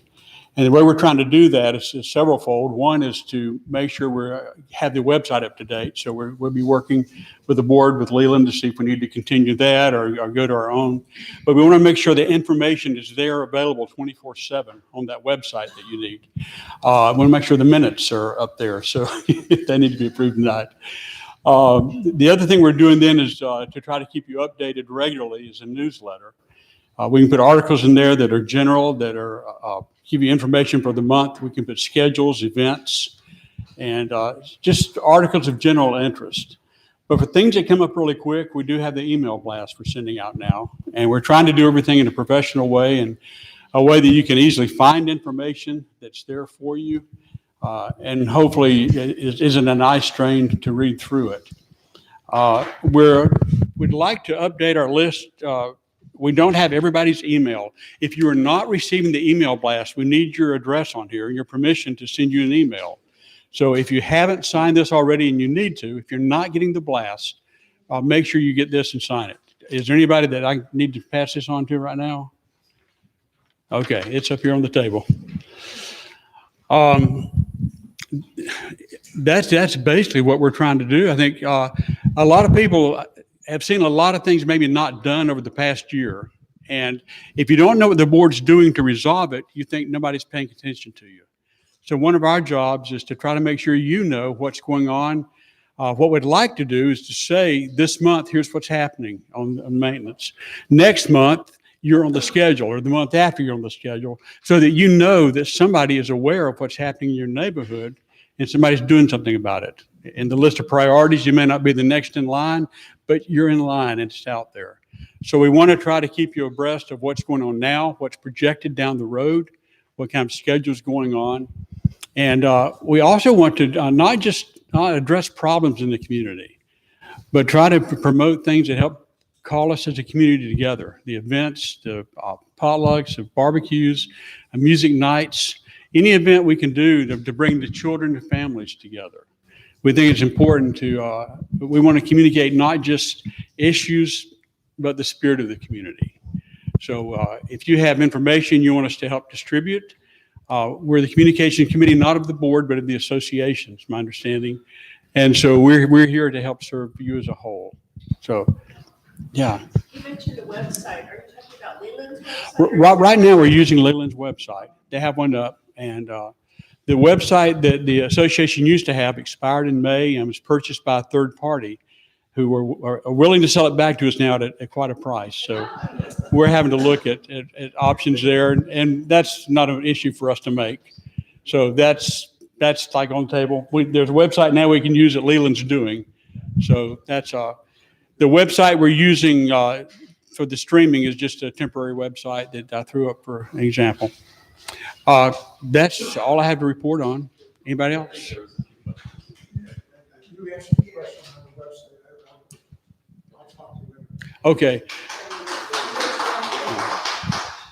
Yeah, not having lived here for but a couple of years, we hear all this talk about all the different sections of the area. Is it possible to get like a map put on the website with all the different sections delineated, so when you're talking about something, at least I, and I'm sure other people would like to know, where's that at? Where's Sure. the news? The answer is yes, sir. Yes. That's Okay. The only thing I would like to add, thank you for a great report. The only thing I would like to add, if anybody's interested in either joining the committee or like Katie said, or has ideas on how we can best communicate information, please let us know. Yeah, I've got a company that's here for 2 nights. I'm going to head home to my company, Okay. and he's going to finish it up. Call me when it's over with. Thank you very much.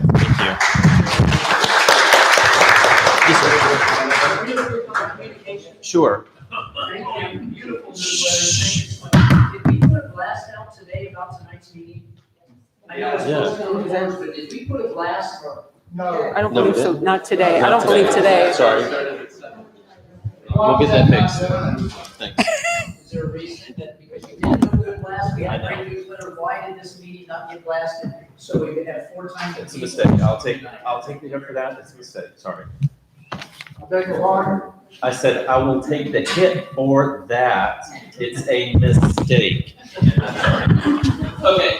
Right now I'd like to introduce Mark. He's going to talk about the elections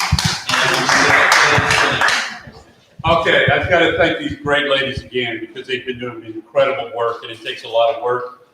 Members of the election committee, Pat Pierce, Marilyn Snyder, Bill DeRocha, who just had heart surgery, by the way, and still got some sign-in sheets while he's there and sitting in ICU. Eleanor McGavin, Pinky Cody, Carol DeRocha, who was going to be moderator and stuck this thing in my hand since she went home to take stitches off of Bill's chest. And Elaine Taylor, I don't know if that was fear or not, but some of the other things they've done, they really did a great job of getting the proxies and the letters, the election packages out.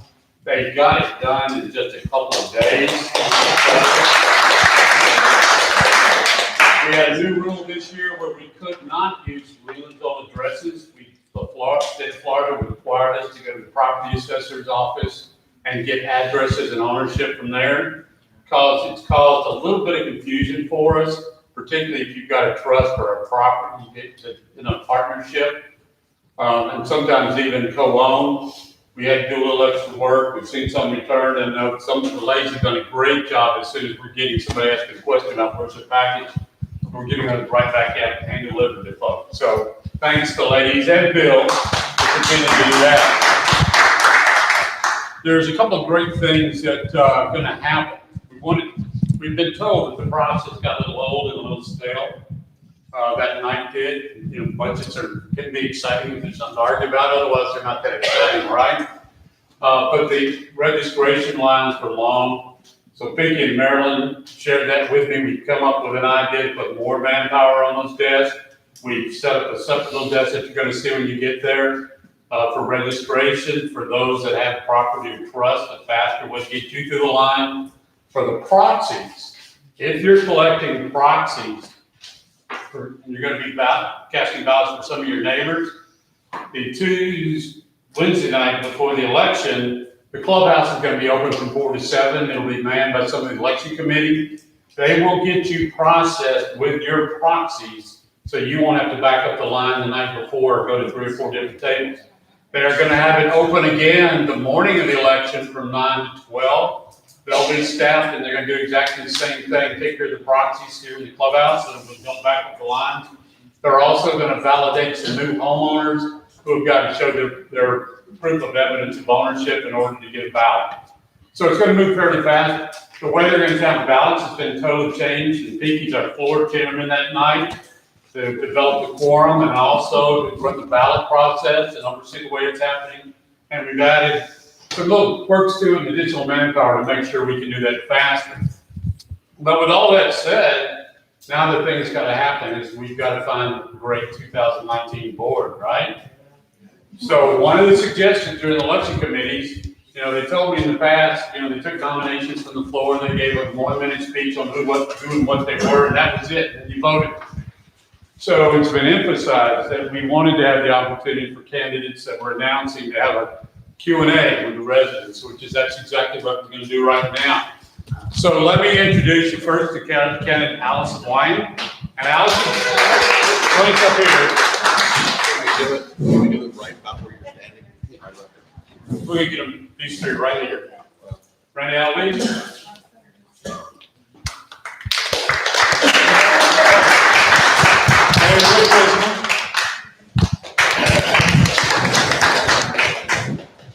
Don't go too far up this camera, Randy. He's going to throw things off. No, come back. Okay, so what we're going to do is first we're going to let each candidate present themselves and give us a really short bio. And from there, the important things that you want to know. We had a lot of challenges in 2018. I think we've had our 13th interim board member just appointed to this board this year. So it's really important what we do next year. It's a shame we don't have all 612 homes represented tonight, but it's really important, first of all, that we get a quorum so that we can actually approve this budget. We can actually elect the 2019 board. So that's got to happen. That's only going to happen if you reach out to your neighbors, and if they're not coming, you get their proxy, or you at least get them to bring that proxy to the clubhouse so that we have quorum on November the 8th. Those two things have to happen. So if you guys will just take a few minutes to introduce yourself and your background. Brandon? Okay. You can read it. Oh. Okay, there's 3 minutes. Okay, great. Hi there, my name is Randy Alloys.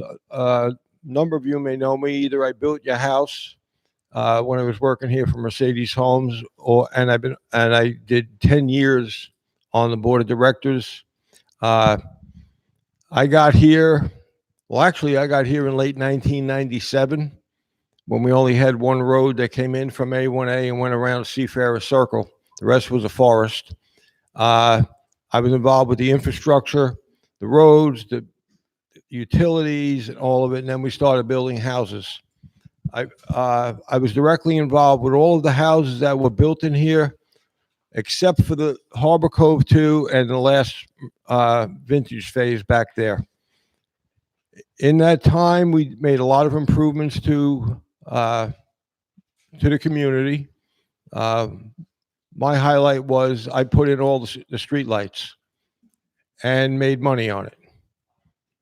We had a price from FPL on putting the system in, and then I found out I could sub out the work myself, and they would just come and put the poles up when we were done. So we made a lot of money on that. I'm very well versed in the infrastructure. I'm a project manager now building a nursing home down in Palm Bay, and I served before, and I'd like to serve again just for the purpose of erasing what happened the past year and getting this place back on an even keel.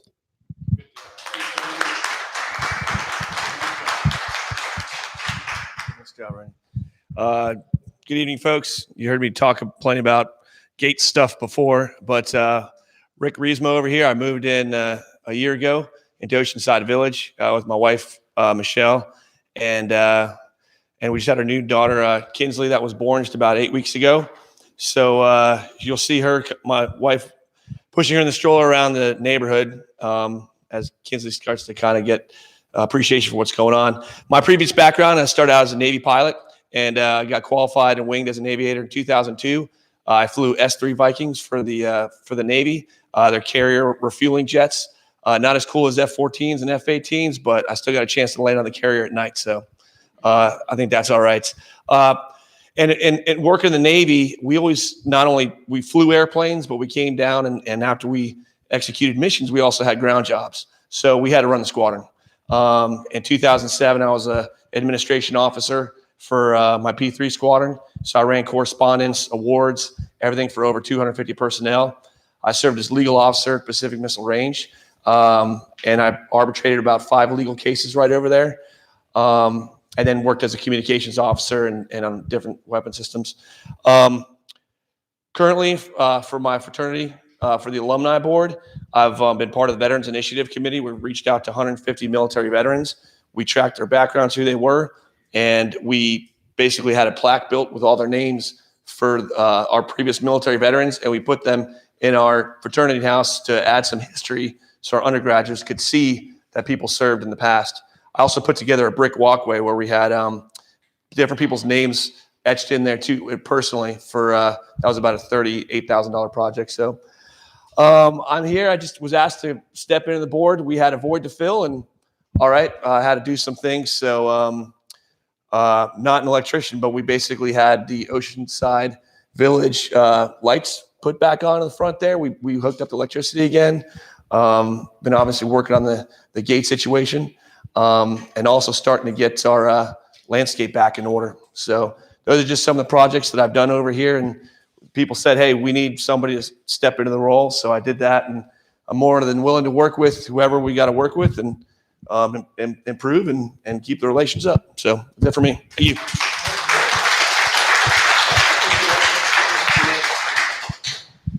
Hi, everybody. I'm Allison Wyand. I have been a resident here in Oceanside Village for 5 years. I might be the only person that's lived in a couple different sections. I've lived in the townhomes of Harbor Cove, and I also live in 3B as well. I am really just a caring, concerned, responsible resident that is looking for some change. I want us to step away from the past year and move forward with some new members of the board that we have actually elected and feel that are actually going to make a positive movement to the future. I really feel that Communication is a big thing that we've been lacking.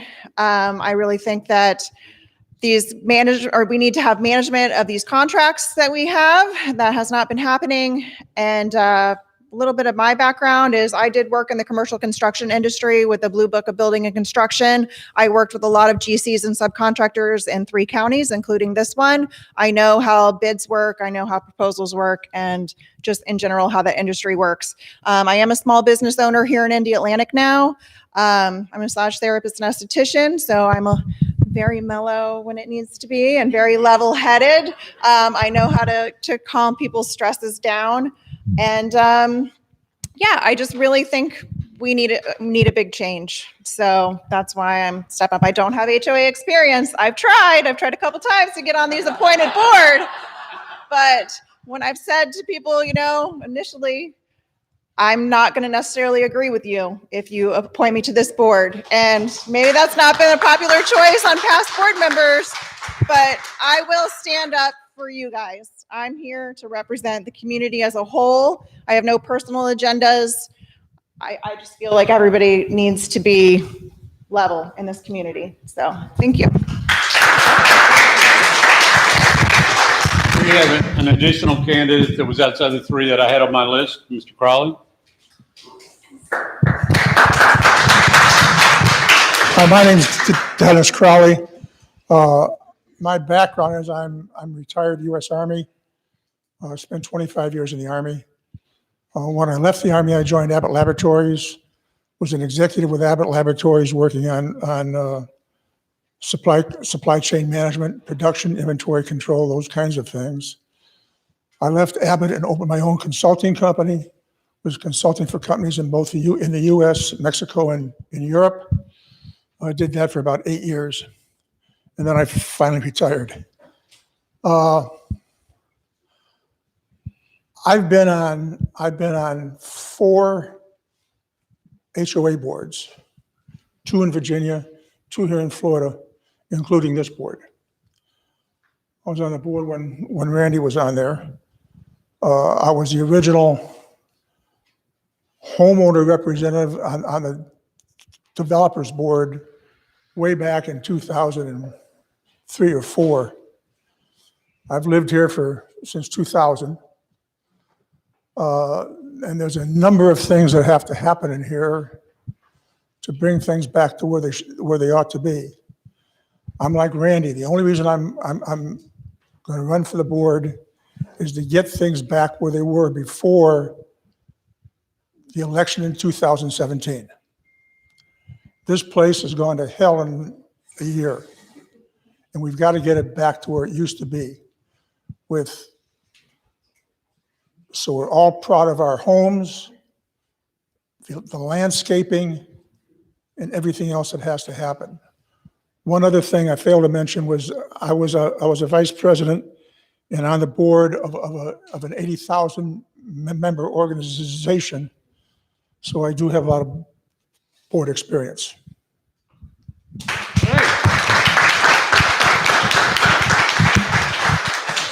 Stay up here with us. We're not done yet. We're not done yet. These people love to ask questions if you haven't figured that out. Just a question.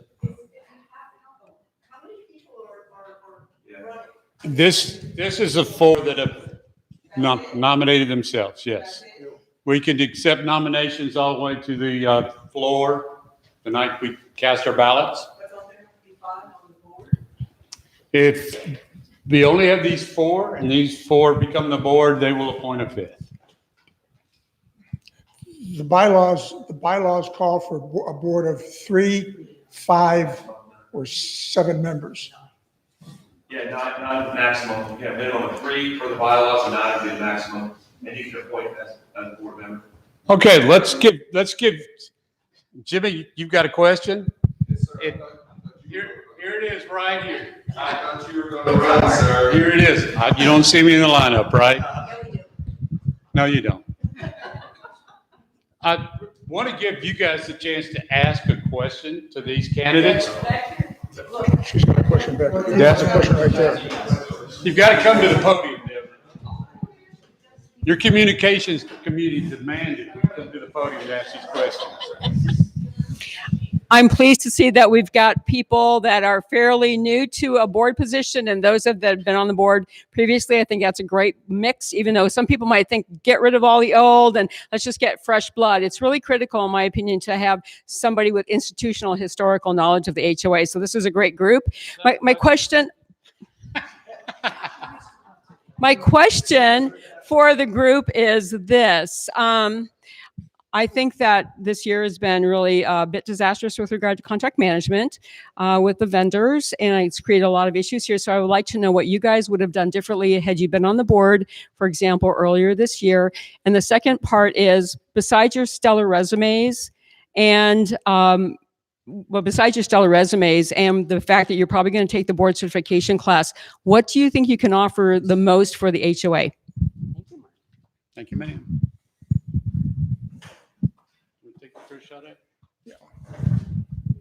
The thing I would have done as a Guys, we're board, going to need to keep these down to about 60 seconds because we do have still the more thing- business to finish. So I don't mean to call anybody short, but be prepared.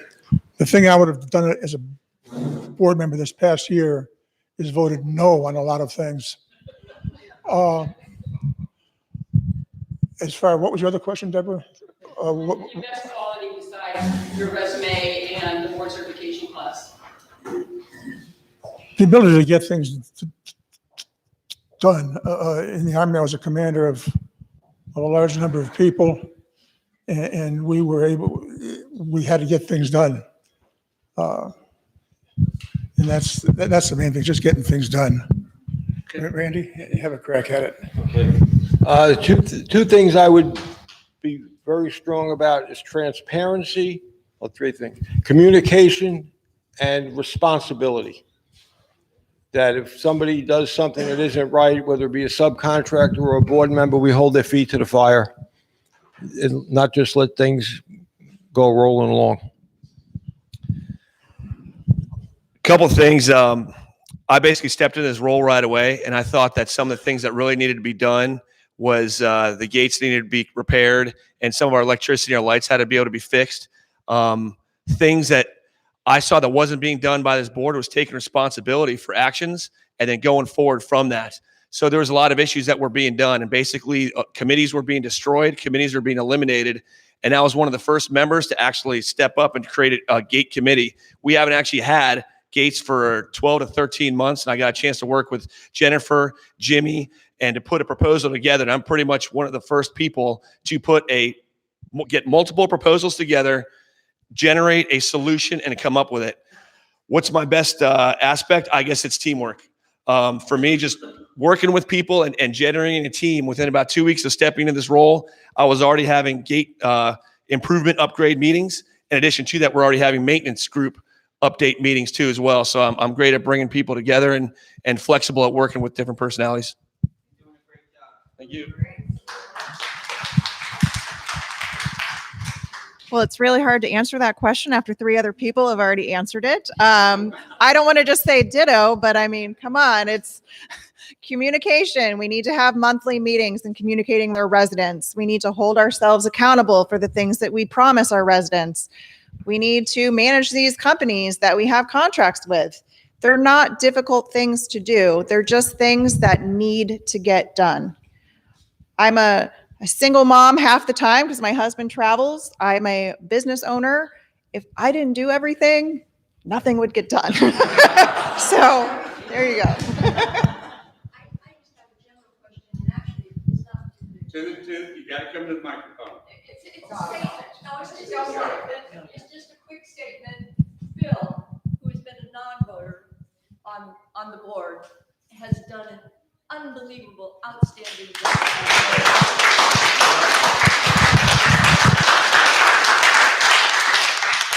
I would hope that the new board, whoever they are, continue to have him do this, as long as he wants to. And is willing to. He said he wanted to, and you see what Marilyn did to his arm, right? He's got to go through that. Yeah, it was right after he said he wanted to. You fix her. No, but you know what? I can answer that real quick. And just, Bill's done a fabulous job right over here too as well. And he's been given a short time to be able to put this budget together, organize it, grind it out.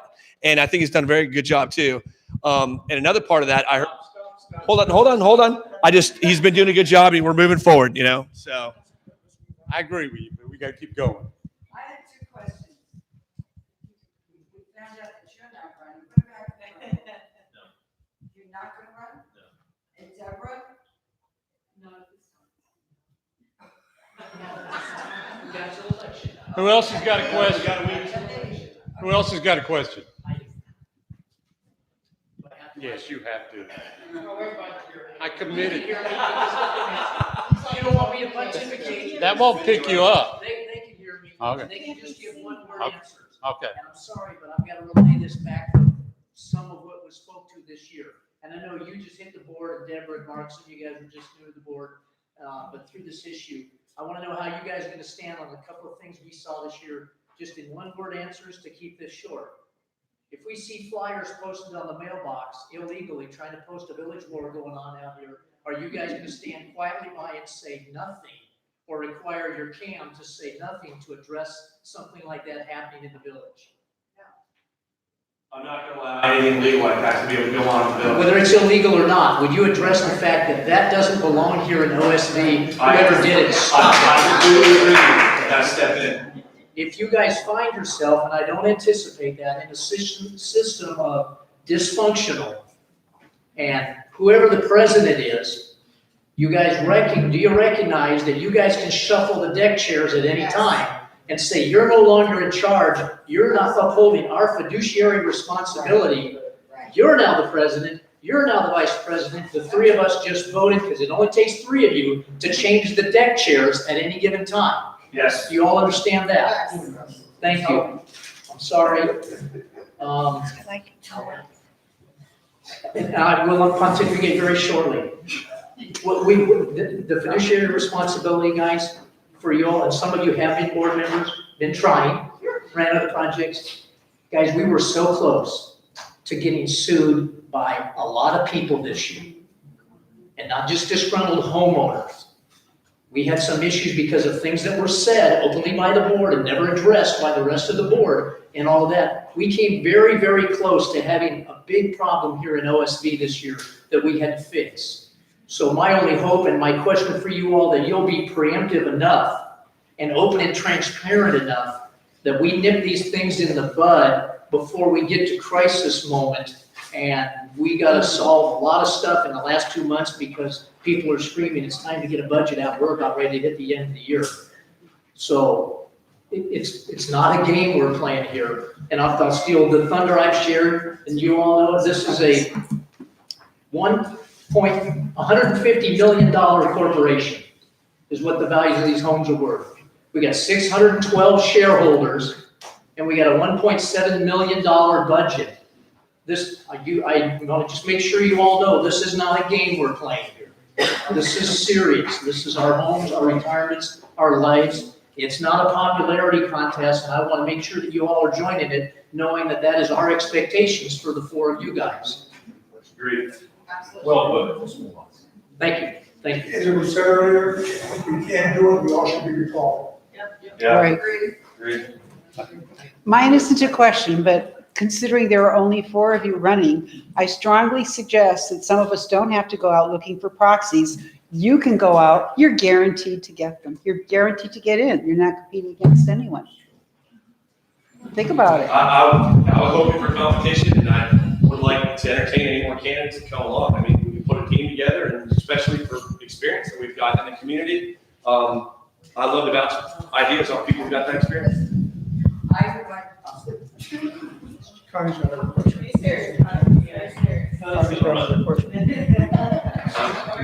I would like to know their viewpoints. Is there anyone going to, or do you think that you would like to reinforce the towing? 100%. The towing, reinforce it, institute the towing. It isn't just the towing, I'm sorry. It isn't the towing, it's the whole thing, it's the rules and the regulations, the DCCRs. The main obligation is to enforce the DCCRs and all the other documents. And totally.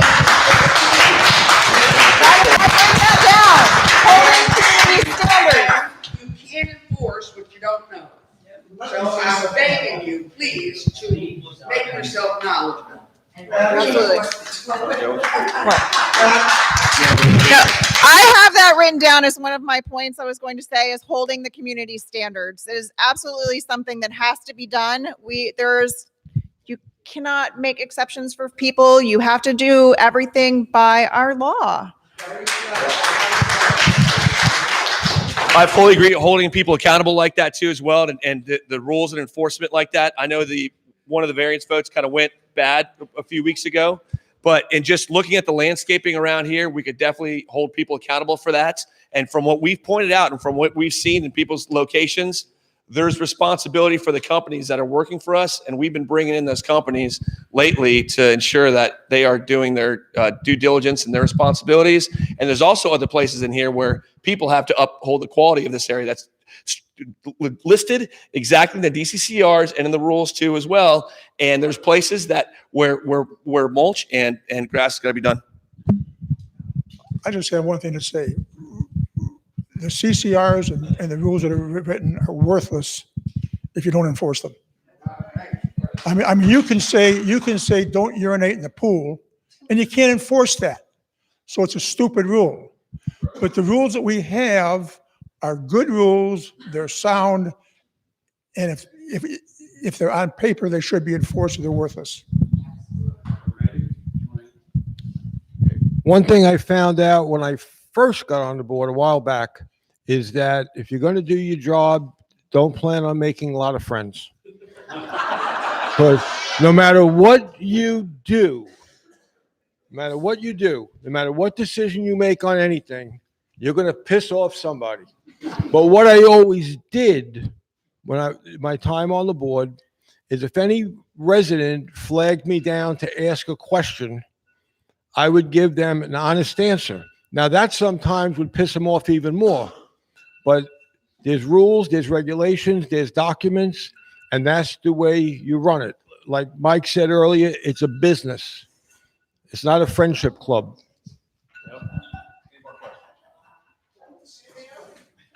Anybody else? One more. I thought yours was, you got one in general, right? You've been waiting. Wait, whoa. She's been waiting. Like I said, you can't please everybody. Having never done this before and gone to a vote, what do we have to do when we get there? Do we have to have proof of ownership? Do we just show up and vote? Or is there anything required of us to bring? Can you catch her right after we break and we'll get to it. Anybody else? Oh, yeah, a serious one too. Go. A serious one now. If there's an issue here that you don't know what to do, you really are at a loss.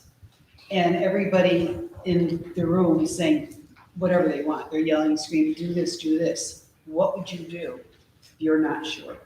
The rest of the board votes are, it's a 2 and 2, and then there's one person. I would think that we would hold the decision until we could discuss later, whether that is bringing in a legal counsel for that decision or whatever. It's kind of made the question, but whatever we needed to do to actually make an educated decision, that's what I would want.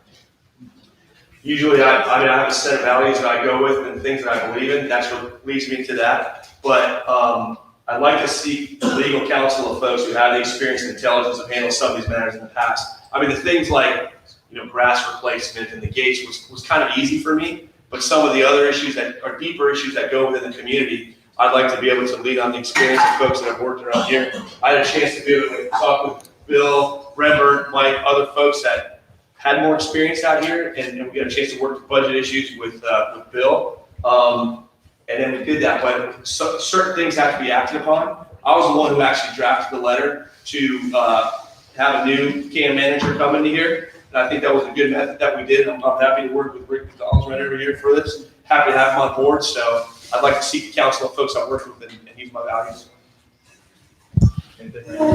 Okay, when there are issues that come up that are kind of gray, what you do is you just don't answer on the spur of a moment. You research it, you look at the documents, you look at past precedents that may have been established, and get legal counsel if you need to be.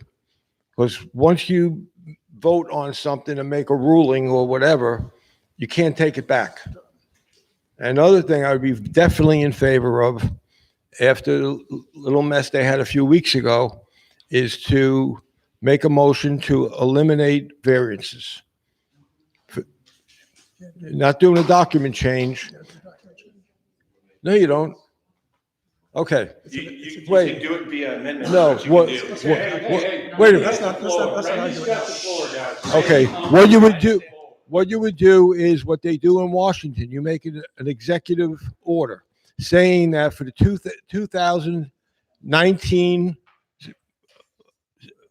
year, that the board will not accept any variances. And that way you don't even have to change the documents. And if they want to change it in 2020, let them go ahead. Well, what I would do in the case of an issue that we couldn't answer, the bylaws say we operate by Robert's rules. The board hasn't done that for a year, but we're supposed to be operating by Robert's rules. What I would do is recommend we table the motion, go out and get a definitive answer, come back to the next meeting, reopen the motion, and vote on it. All right. Yes, that's all the time. I hope you. Do what? But we can answer the election process later. This is strictly meet the candidates. I got to shut this down. We've got more business.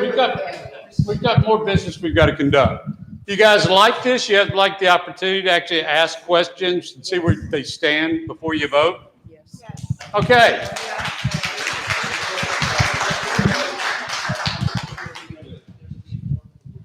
Just give it to whomever's running the meeting. Okay, we're going to continue on with our agenda tonight.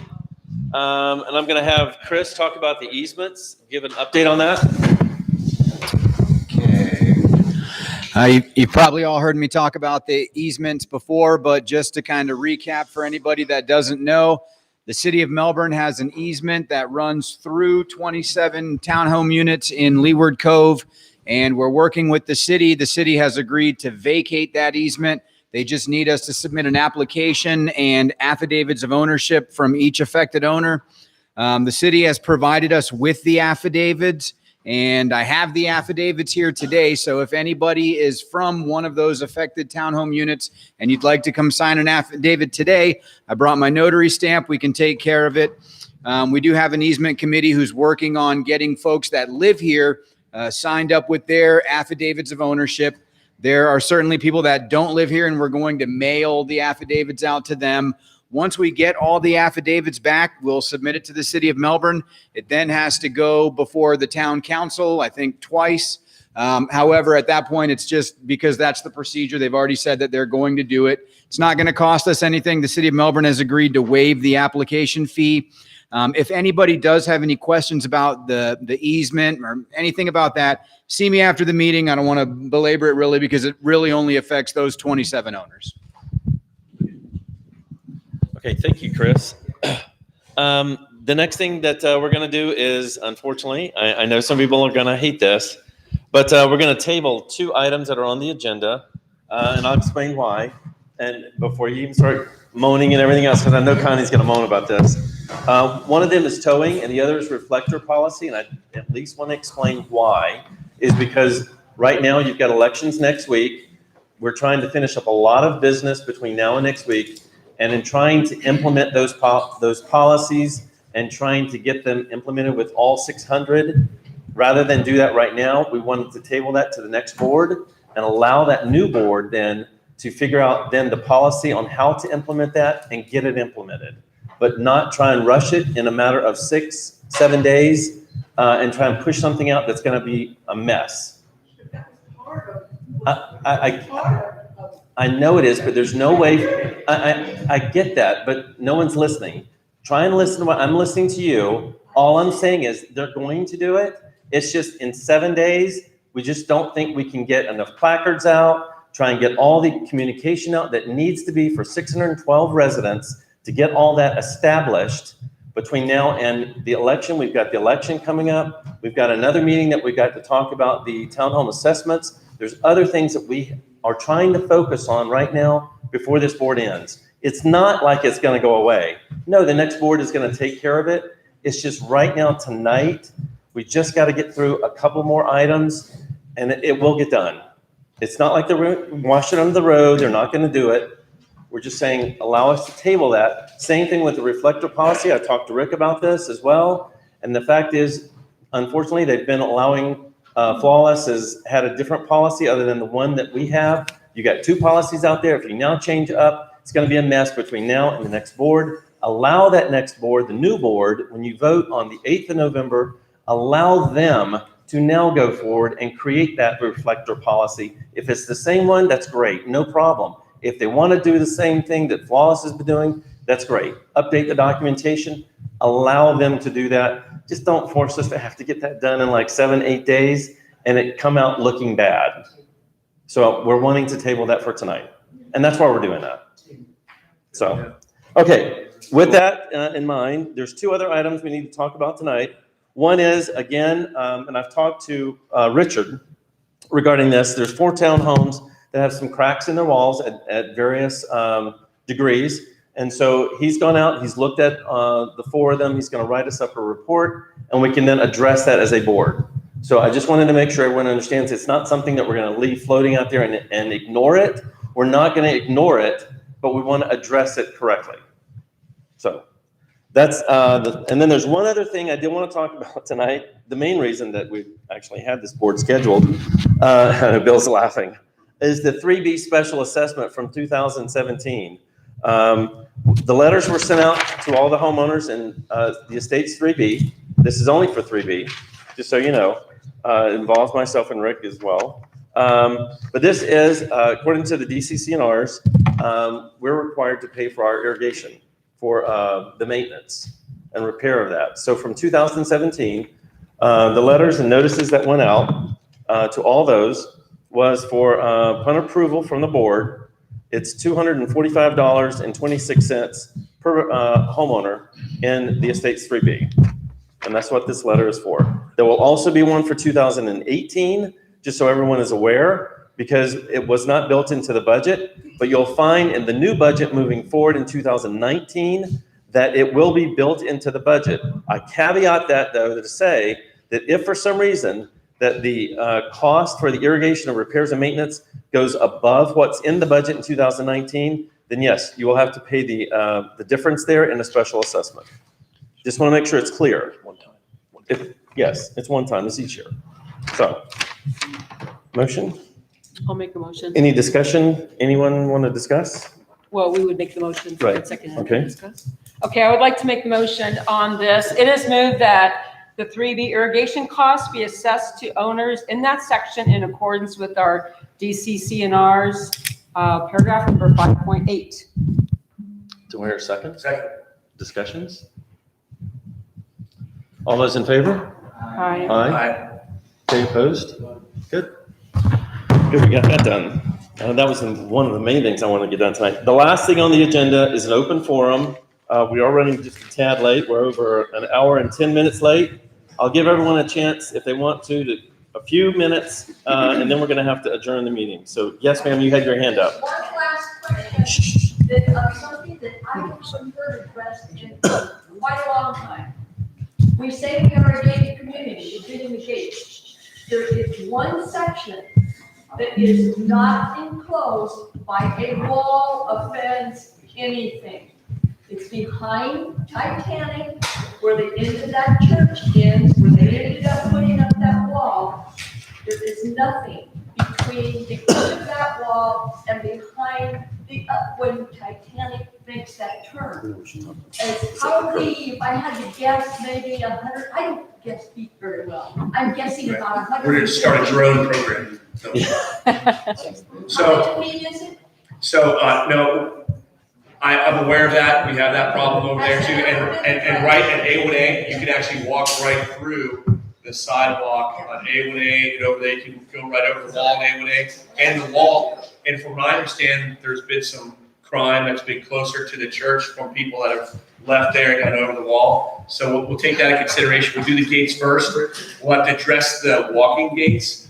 And I forgot to talk about beforehand is we are addressing the cameras now.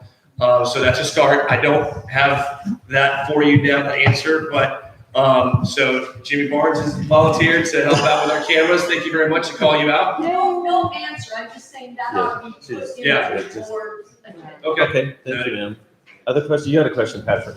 Yeah, it's kind of pertaining to the elections and we kind of didn't hear understand. Now, if, Richie's the only one that actually stood up and said he's gonna run for election, does either one of you other four decide to, are we gonna be able to question you guys at the election meeting? Or y'all just skirt around questions? Well, the election committee's actually talked about that. We wanted to see how this went over tonight, and I think we got enough buy-in, and I think everybody agreed they learned about a candidate. We certainly have the time to be able to do it. So depending on the number of candidates, it could be considered. We got a good and strong election. It should be yes.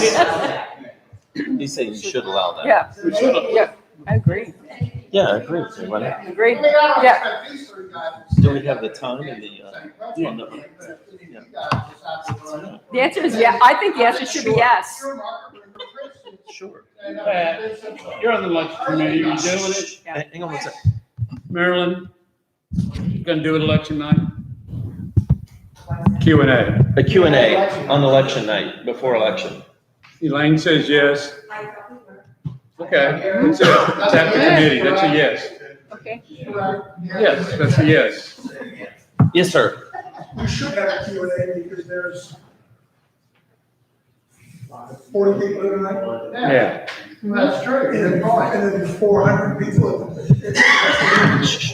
So the answer should be yes. Yep. It is, it is. Okay. Not just. It's yes. the New ones. Right. We just didn't put that number. Yeah. Okay, any other comments during open forum, anything? Yes, ma'am. I just wanted to point out on that budget comparison for this year, earlier when we talked about solid replacement, that line item is not on there at all. So we might want to make sure it was put on there. Unless I missed it, I don't think. It's on the second page. It's there. Second page, 6570. It's there. Under, okay, so what section is it? Grounds. I'm looking at the budget comparison, not the 2019 budget. She's looking. I don't have that one. It's not there. It's not there. I'm not on the 2019 budget, I'm looking at the 2018 budget. Hey, Bill. September. Bill, you did the 2018. There's a 2018, but she's looking at that one. Where was sod replacement? Oh, on the 2018, I have the 2018. Within the original 2018 budget. In February, March, and April, when the old accounting was turned over to Leland, Leland took that line item per se out of the budget and folded it in with some other items. Okay. So earlier, when you were talking about the money that was spent in Harbor Cove and that some of the sod money actually was going to the irrigation, it's not really possible to see that on this comparison report. Is it all kind of mixed in somewhere else? I'd have to go back and do some reconstructing of the old budget, figure out where exactly Leland plugged it into other areas. And,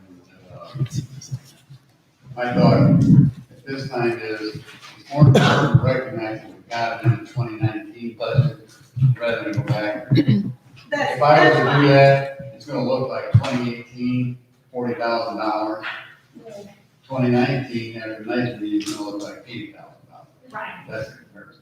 Yeah. I just wanted to make sure you all knew that we're, yeah, I mean, that you haven't accounted for in all that total numbers. Sure. One quick thing about Harbor Cove too, I think we got the irrigation set up where I don't think there's gonna be any more destruction or damage to the grass. So from my understanding, the zones are working and operational. If you guys have an issue with one of the zones, let me know. So we pretty much can save what we got now, and then we'll figure out what to do in the future. And Mario, for 2018, in case you're interested, I mean, 6141 was the general ledger number in 2018 for $40,000. That was the original one before Leland changed them, in case you need to know that. 6141 was the previous one. Yes, Allison. A little bit different subject. I was just curious, on the budget comparison report, under legal fees, I thought that there was some discussion that there was excessive legal fees that happened. Yeah. And I don't really see that reflected on Is that in here? That's last year's budget. What was your question about legal fees? What was it? Can you repeat that again, Allison? We're looking at the document. Yeah. So, on the budget comparison report, I know that there was some discussion. About the excessive legal fees. Where was it? Legal fees that have happened, Right. and I'm not It seeing doesn't that reflect reflected on it. there. I'm seeing I an see annual budget of 5,000, but we really only spent 4,700 approximately. Is that true? Is she looking at the wrong line? Yeah, no, I think some unpaid yet. In September, Right. okay, when you see October's financial report. Then it goes up. Is that- Yeah, it goes up. Yeah. Okay. So And we that have- was brought up before, it was brought up, some employees came in, which gave me some heartburn. Yeah, I'll take them all just in case. It was like 50. And we'll get, So does that reflect that next you didn't week. get the bills yet? We'll get that cleared up. Yeah, that's nice. Okay. Any other questions for open forum, any comments, whatever? I'm sorry the meeting went long, but I think it was very much worth it. And I thought that we all got a lot out of this meeting tonight. So I appreciate everyone staying behind and supporting the board and the community. So if nothing else. I move that we adjourn. Hang on. Sorry, the next meeting's on the 6th. Yeah, the 6th of November, so that we can discuss the town hall system. Is that right? Wednesday. That's correct. Sorry. What time is it? Yes, for the town hall assessments. I got an announcement. I mentioned a little 6:30. Yorkie dog. There was a woman over at the Barnacle area seen hiding something. We'll have a chat after tonight.